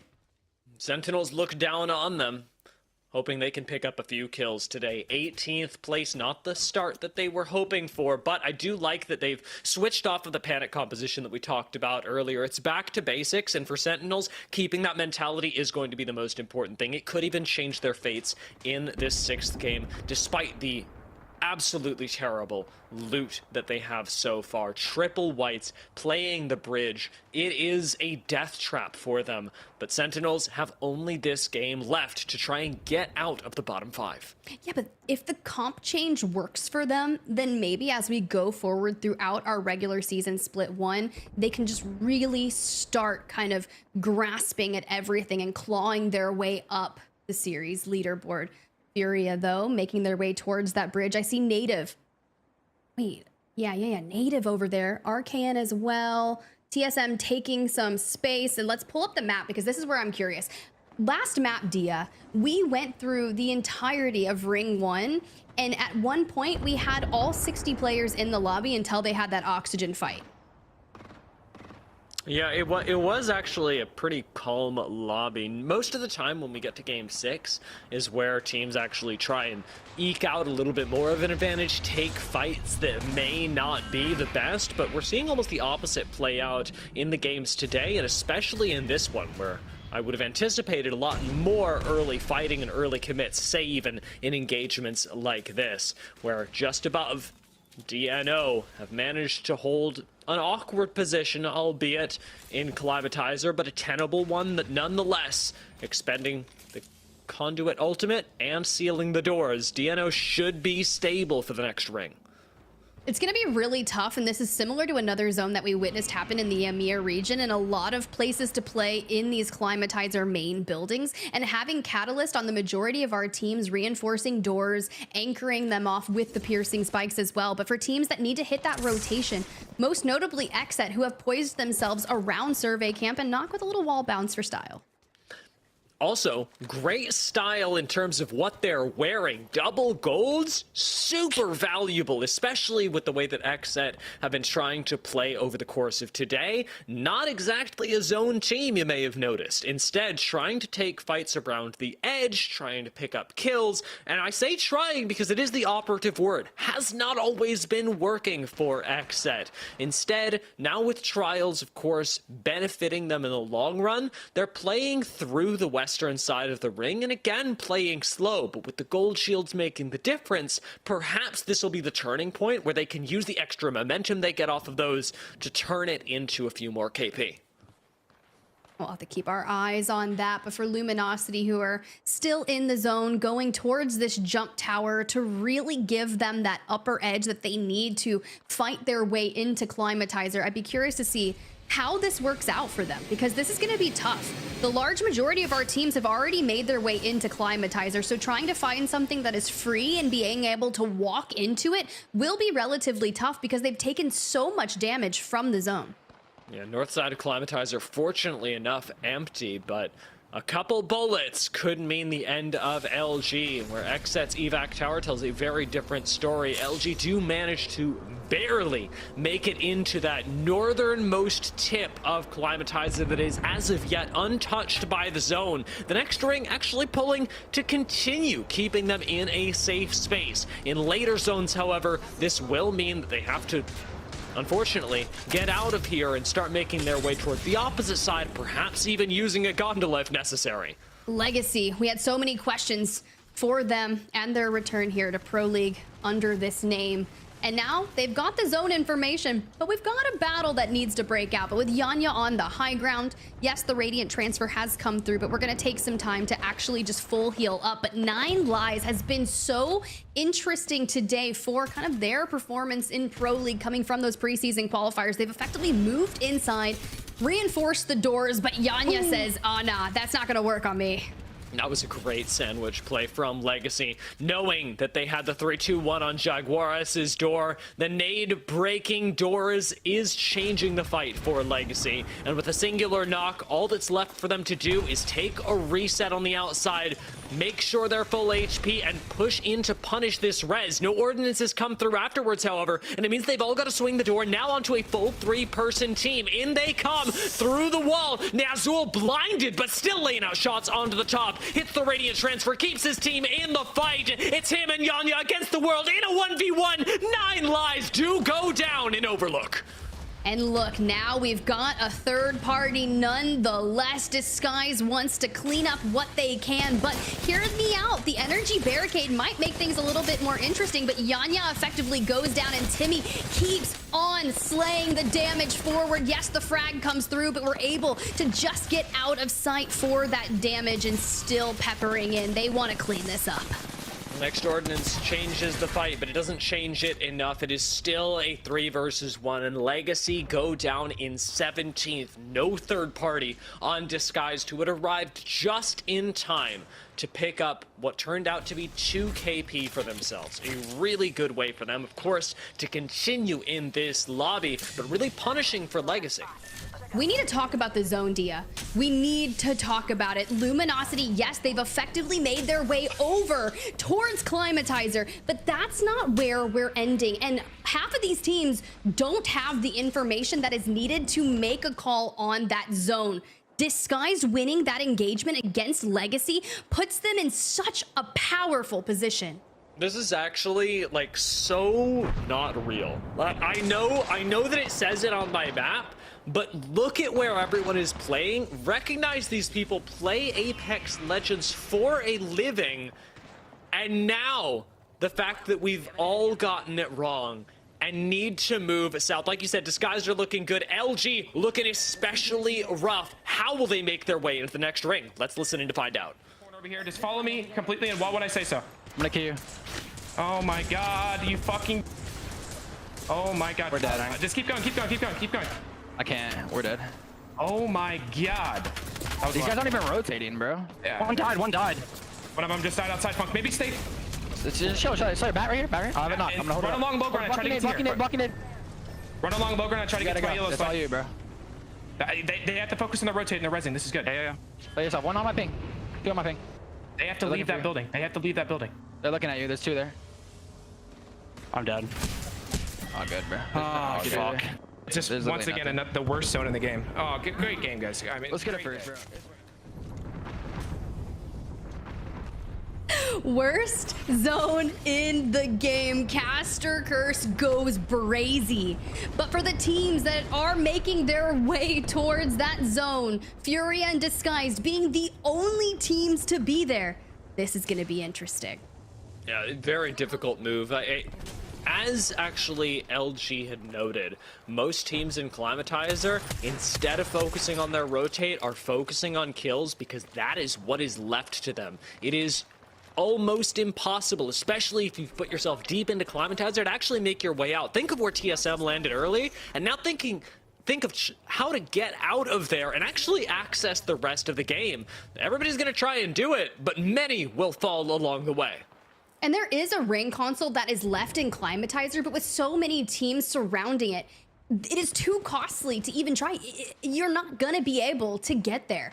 You would have to expend walls, smokes, anything, and even then someone would full send you. However, if Dudes Night Out and TSM, they leave here, the time is of the essence. We've got 26 seconds and still need to hit a rotation. We've got the fence line to play with here. All ultimates available. Evac tower doesn't look like it's at least in Hal's inventory. TSM, however, likely have one to work with, where teams on the low ground like FURIA are technically in ring and can actually camp here looking for a few stray kills that may funnel themselves into the ring. XSET get a res onto Koi, and an unlikely one at that. Hoping they can reset and make their way up to high ground. If XSET stabilize here, they actually could get one of the best spots in the game. We knew this was gonna happen. Dudes Night Out, native TSM reps trying to stay alive. Verholst able to get back to full health. But with the entire roster of DNO behind you, they're moving to the other way, and native whittles away, finds Hal, DropInGaming down and out, and Evan, the anchor, the work hard, play hard that Stella brought up in the pre-show is gonna have to ring true here. Really difficult move. Destroys the conduit ultimate, but still has to basically put on his acting clothes, his costume, to see what teams he can pretend to be on, because right now it is looking doomed for TSM, and Verholst does in fact go down. FURIA, with the defensive position on the low ground, have managed to take out native, albeit with Madness going down. A reset is incoming while Keon steps up to defend. This is such a tough position to play from, especially early on. Now, granted, the train tracks just kind of northeast of them you can win from, but Keon able to get that hip fire going on the Volt, and the 30-30 trying to find some damage goes down to about 10 HP. Sentinels have fallen, DNO have fallen, and it's going to be GKS that plays from that northern position. XSET come in for the third party. Koifel still up, but Nocturnal has fallen. Can they get him back into the game? Can they continue to output pressure? But no, they get pushed from behind. This is going to be the end of it for XSET. They can no longer continue to play out the rest of the game. Koifel falls in the air. XSET are gone, and it's EVYLUTION that take them out. FURIA to join them as well. This is so tough. Our lobby being whittled down by one of the most atrocious zone pulls that we've seen thus far. And guess who's still here? Meat. At the end of it all, they had the most flexible position at the northernmost end of Climatizer in the small buildings that nobody else was going to play. They now look out over at Disguised. It's Meat, Disguised, and Moist, who all played the northern end of this ring. I do wonder what Meat will do with this, since they have to fight one of the teams, and they do have high ground on Moist and a lot of damage from Luxford. Oh, but an overpeak from Luxfordy there gets him caught off guard. Shout out to Enemy from DSG to be able to pick that up. Can we get the reset before it's too late, or will we play without them? For Disguise, we have to move from the high ground, and a lot of damage being put towards those teams on the north. Unfortunately, Meat Lovers, they will fall, and GKS joins them.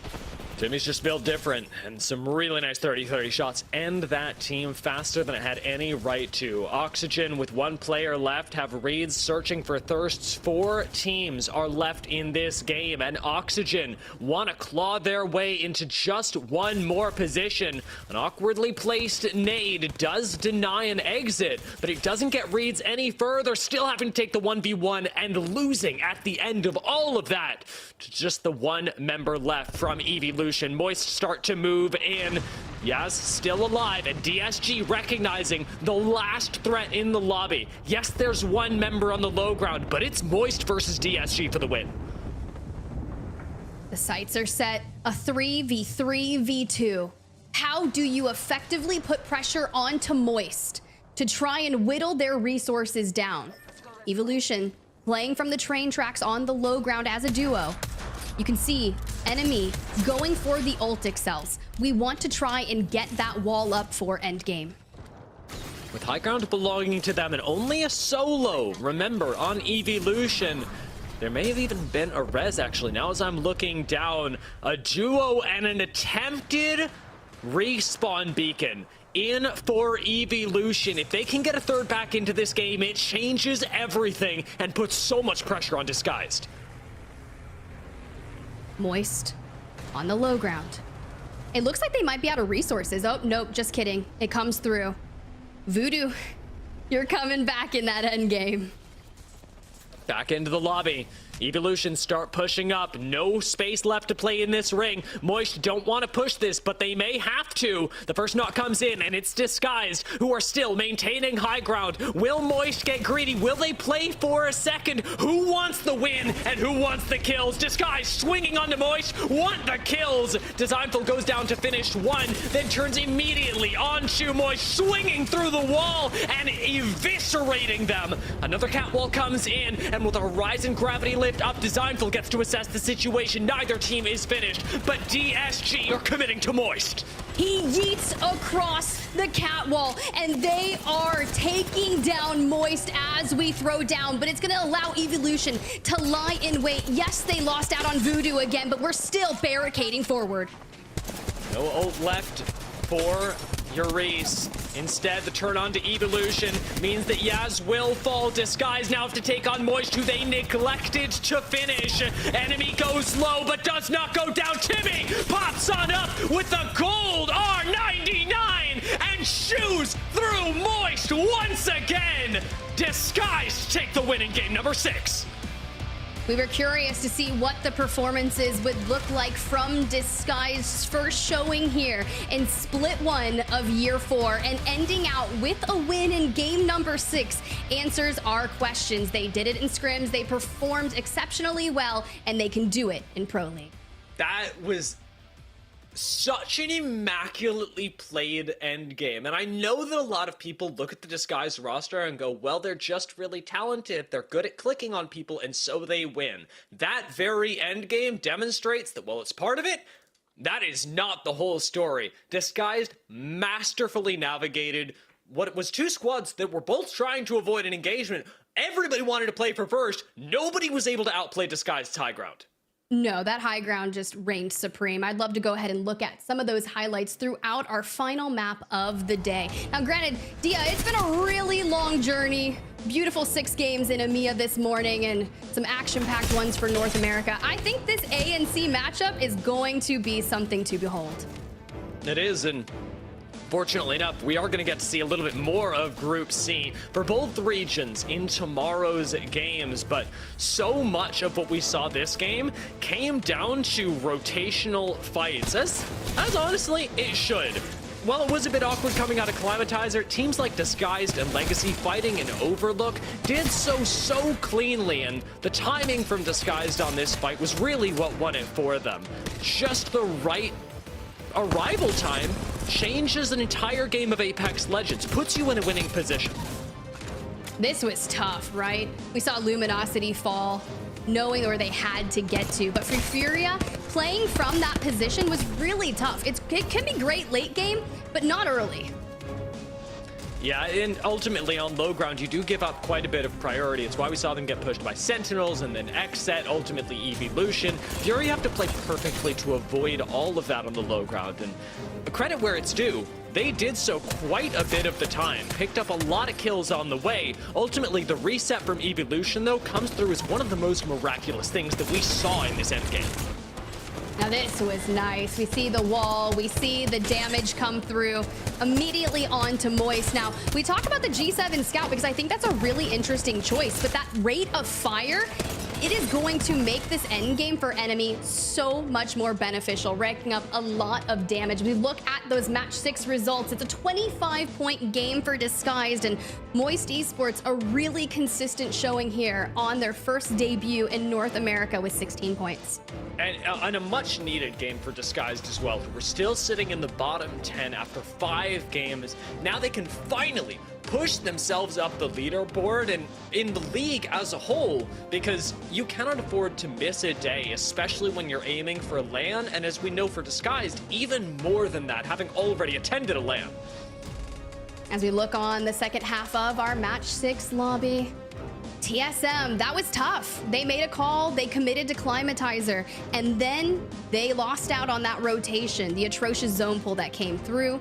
Skirt, Native, DNO tied up in that. But for Oversleepers, losing that contested landslide made one of the earliest exits of our map number 6. Now let's go ahead and get our crew back together. Stella, Zephyr, welcome back. It's been a journey throughout our day, and man, couldn't do it without y'all. It has been such an incredible journey. Yeah, that last match was a doozy. That zone pull was quite unfortunate, but like Dia said, it was a very valiant effort. I mean, we saw that EVYLUTION tried to get their third in, but of course did get eliminated for it.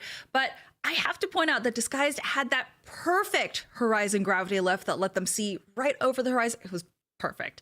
What did you think, Zephyr?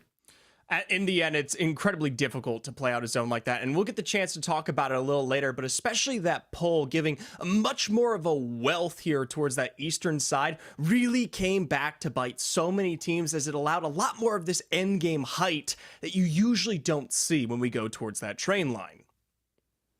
Yeah, so speaking of talking about final circles, let's go ahead and actually take a look at those final circles that we had for the last half of the day today. Now, Zephyr, help me walk through this, especially here with game number 4.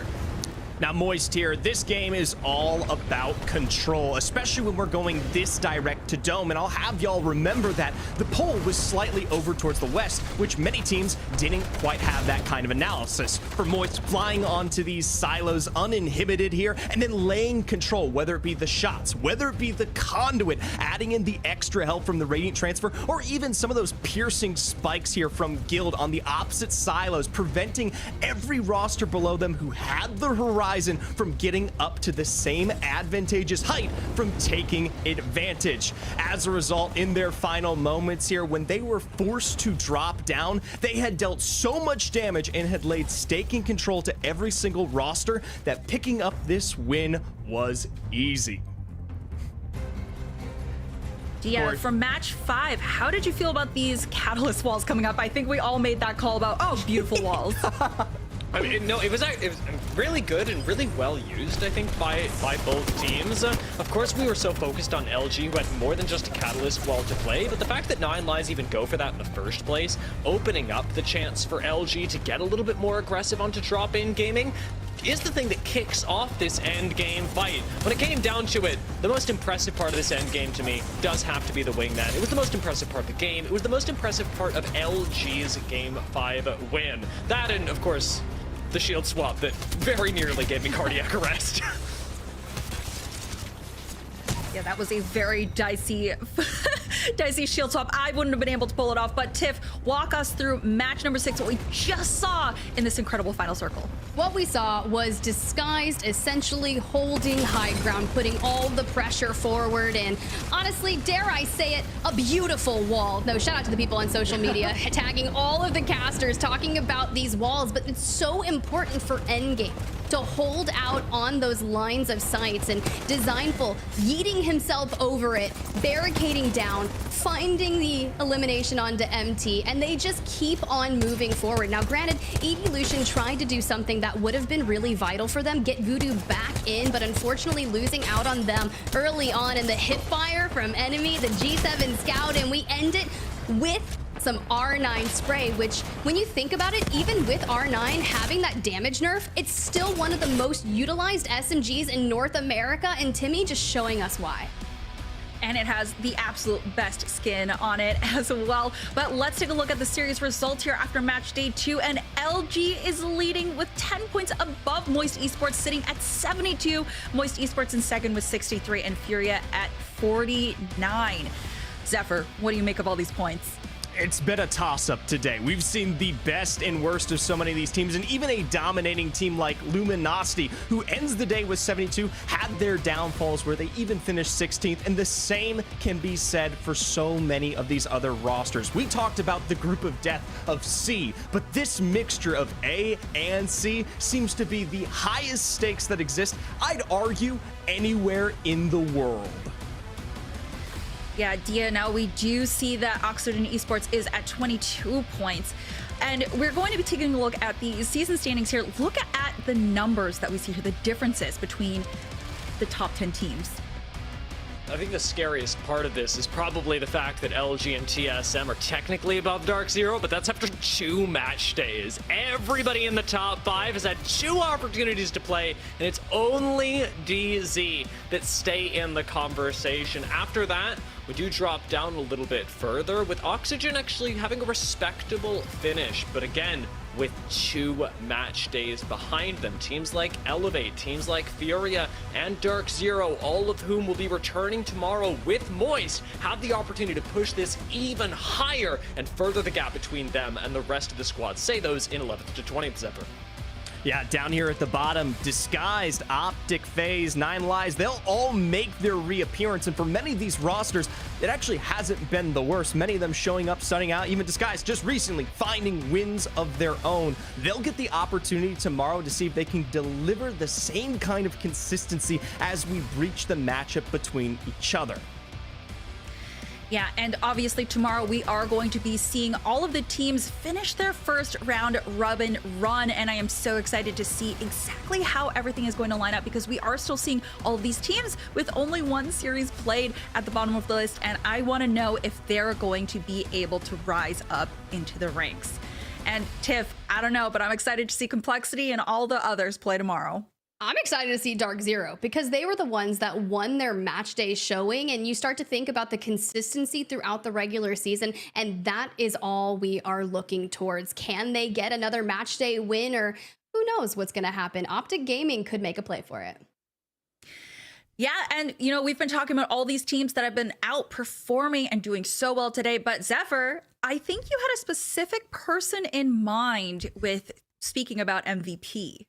If you guys could see what goes on behind the scenes here in the prod chat as we're working our way through the games, you would agree as much as I do when I say that Sweet deserves the MVP and more after today's matches. While we leave things a little bit slow in our final matchup, there's so much to say about what is to be proven about a man like Sweet and, of course, LG as a whole. And you would think after day 1, we're done and dusted. 4th place is good enough. But LG turn around, they improve, they come back into it and dominate. And I truly mean that. They dominate. We were talking about even breaching the 50-plus point bonus point mark at some point here. And Sweet, of course, is the leader of that pack. Notably, with 7k plus damage on games alone here, one of the top 7 damage differentials and the 3rd highest KP overall. Sweet also addresses it with none other than the highest KDA on the day of here. For NRG, it is to no surprise. But for some out there who have seen this roster falter after what was split 2 into champs, looking towards Sweet, having to prove himself alongside Funk and Slayers as a new Ember, something that they had not seen out of an IGL who needs to take the realm with 2 other new teammates, he delivers. He comes through and he finishes the day on top. Yeah, it's incredible to see that just last week, LG had been in 4th place with only 49 points at the end of Series 1, and now they've jumped to the top, and it's been incredible to see how well Sweet's team has been performing. Yeah, it's something remarkable here, especially after the doubters that we've had, the Sweet Dream deniers after some exchanges here on the roster prior to our season. Yeah, well, actually, we don't have Sweet himself, but we do have a very important member of his team, Funk, here to talk with us about the matches today. Hey, how are you? Good, how are you? I see you're vibing in your dark room in your little cave. How did you feel with the matches today? I couldn't feel any better. Honestly, my teammates, shout out to my teammates, the best teammates I could ask for. We all played fantastic today, while splitting at POI too. Arcani, not Fisher. But yeah, that's all I gotta say. Just shout out to my teammates, the GOATs. Those were some first really impressive initial knocks that you guys had. I want to talk a little bit about preparing for the contest, because you guys were doing it in scrims all week. How many game plans did you have, and how many did you actually run today when thinking about basically how to get out of your POI alive? We had like at least like 10 game plans, but we only used one today, and it ended up working. So Okay. yeah, they then just left. It was they very left after we got a good game. Executed. Yeah, thank you. Well, hey, if you're pressuring that much and you've caused a team to leave, you've done your job. There's no need to have exterior game plans here, but I know there's going to be a lot of questions kind of revolving around Sweet, but I actually want to take this one back and focus on not just you, but also your teammate Slayers and how this transition has been for this roster, especially after you guys kind of really getting your come up here. What has it been like, especially to make that jump now alongside Luminosity to represent and then come through on a day like this? It's been pretty crazy, but me and Slayer played before, and then Sweet wanted to take us in as a duo, and then from there we just been like, I'm not good at talking in interviews. I'm sorry, but we just started playing. I don't know.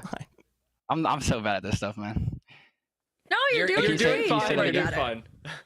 Sure. I just want to know about the transition of you and Slayers obviously coming through here from, say, rosters like Stallions to now Luminosity alongside IGLs like Sweet. What has that been like? It's been good. It's been good. It's been rough in scrims, but scrims don't mean everything, you know?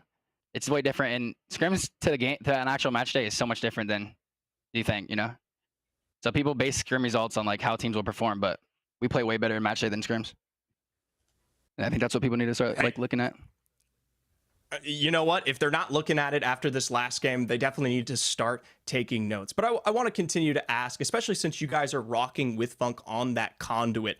I am curious, especially since this is the guy who, or my apologies, you're Funk. I'm so sorry.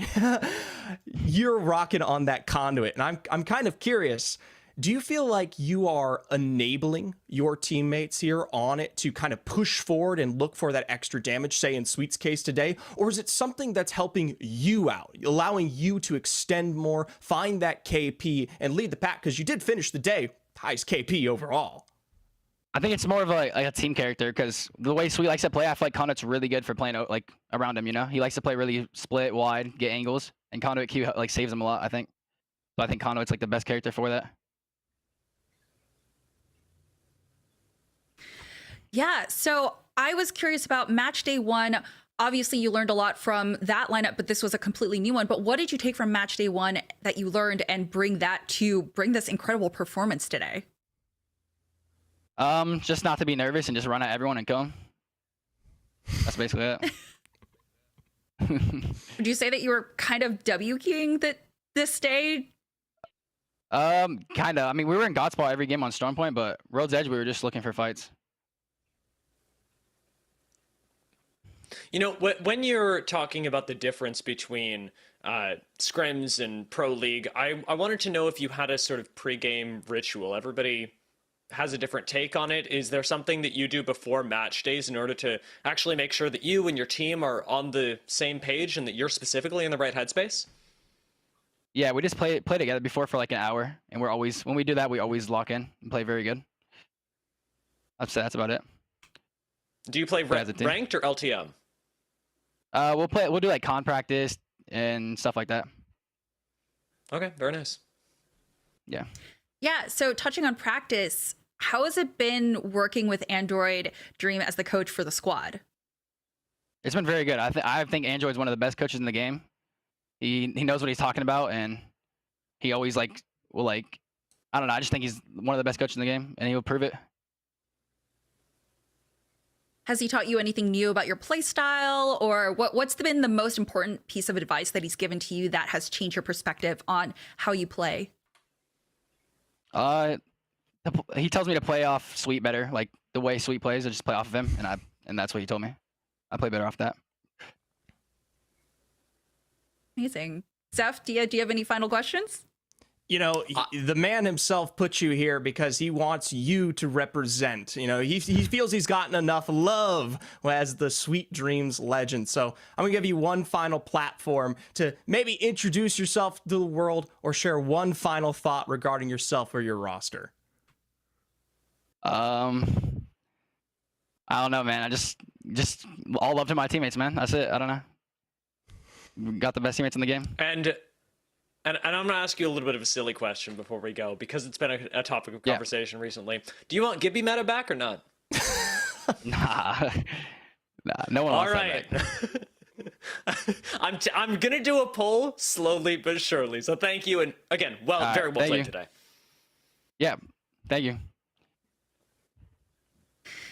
All right, that was Funk talking to us about the day. Welcome back, Tiff. Oh my goodness. I absolutely loved his energy, even though he was nervous, but you could tell he was just absolutely riding off the high of today.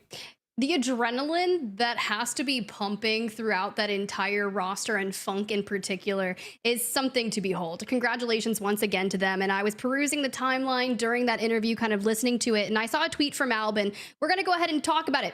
GG's at Sweet Dreams, at Slayer, at Funk. Y'all played out of your mind these past 2 weeks. We'll be looking at a new World's Edge POI to fight for this month into the new season. I call that a victory for LG.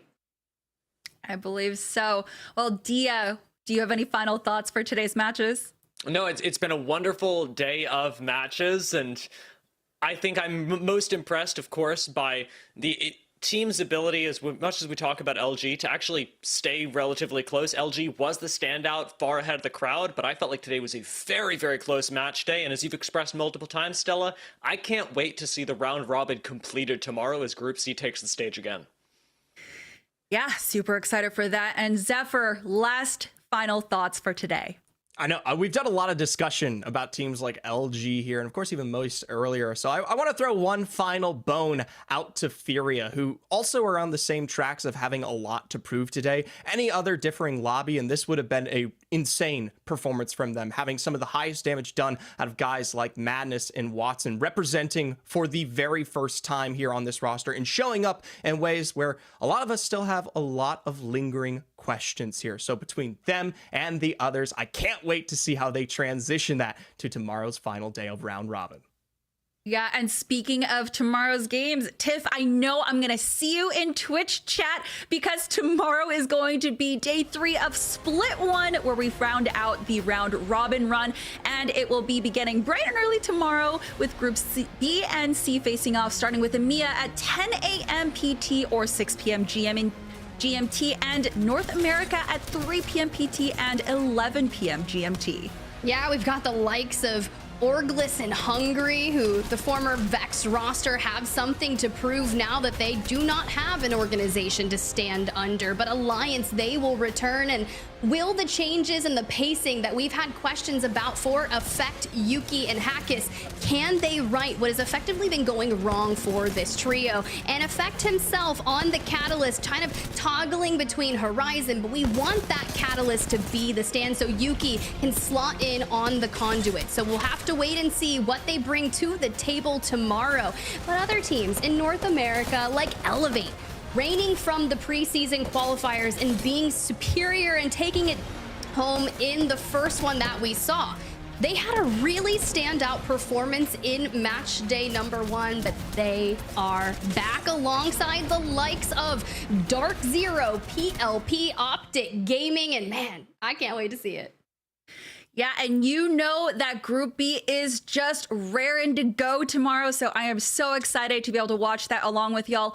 Tiff, Dia, Zephyr, thank you so much for being here with me today and breaking down everything with your perfect analysis. All right, and thank you to everyone here for watching. And just in case you do miss tomorrow's matches, don't worry. You can catch up on everything at Play Apex Esports on YouTube and Twitch, and also follow us at Play Apex Esports on X for anything that you might miss, including scorecards. Thank you so much to everyone for watching today, to our producers, our talent, our incredible, incredible players. Thank you so much. Keep on gaming, and we'll see you on the dropship. Suited and booted, I'm ready for war. Put the pedal to the floor. Heavy metal in the background. You should know I don't back down. When it's go time, I waste no time. Tell them go and cut the cord.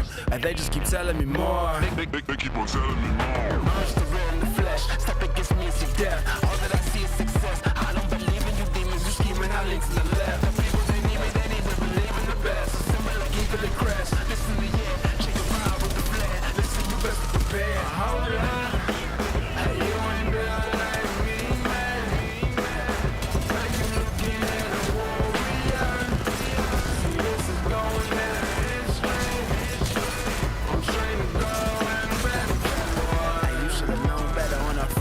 I'm a known rebel, yeah. Hey, they say the flow clever when it's crunch time. I just won't let them know. Hey, you looking like a buffet, and I need to put on some weight. Most of the the only mission. I'm a monster, son of a faster, king of the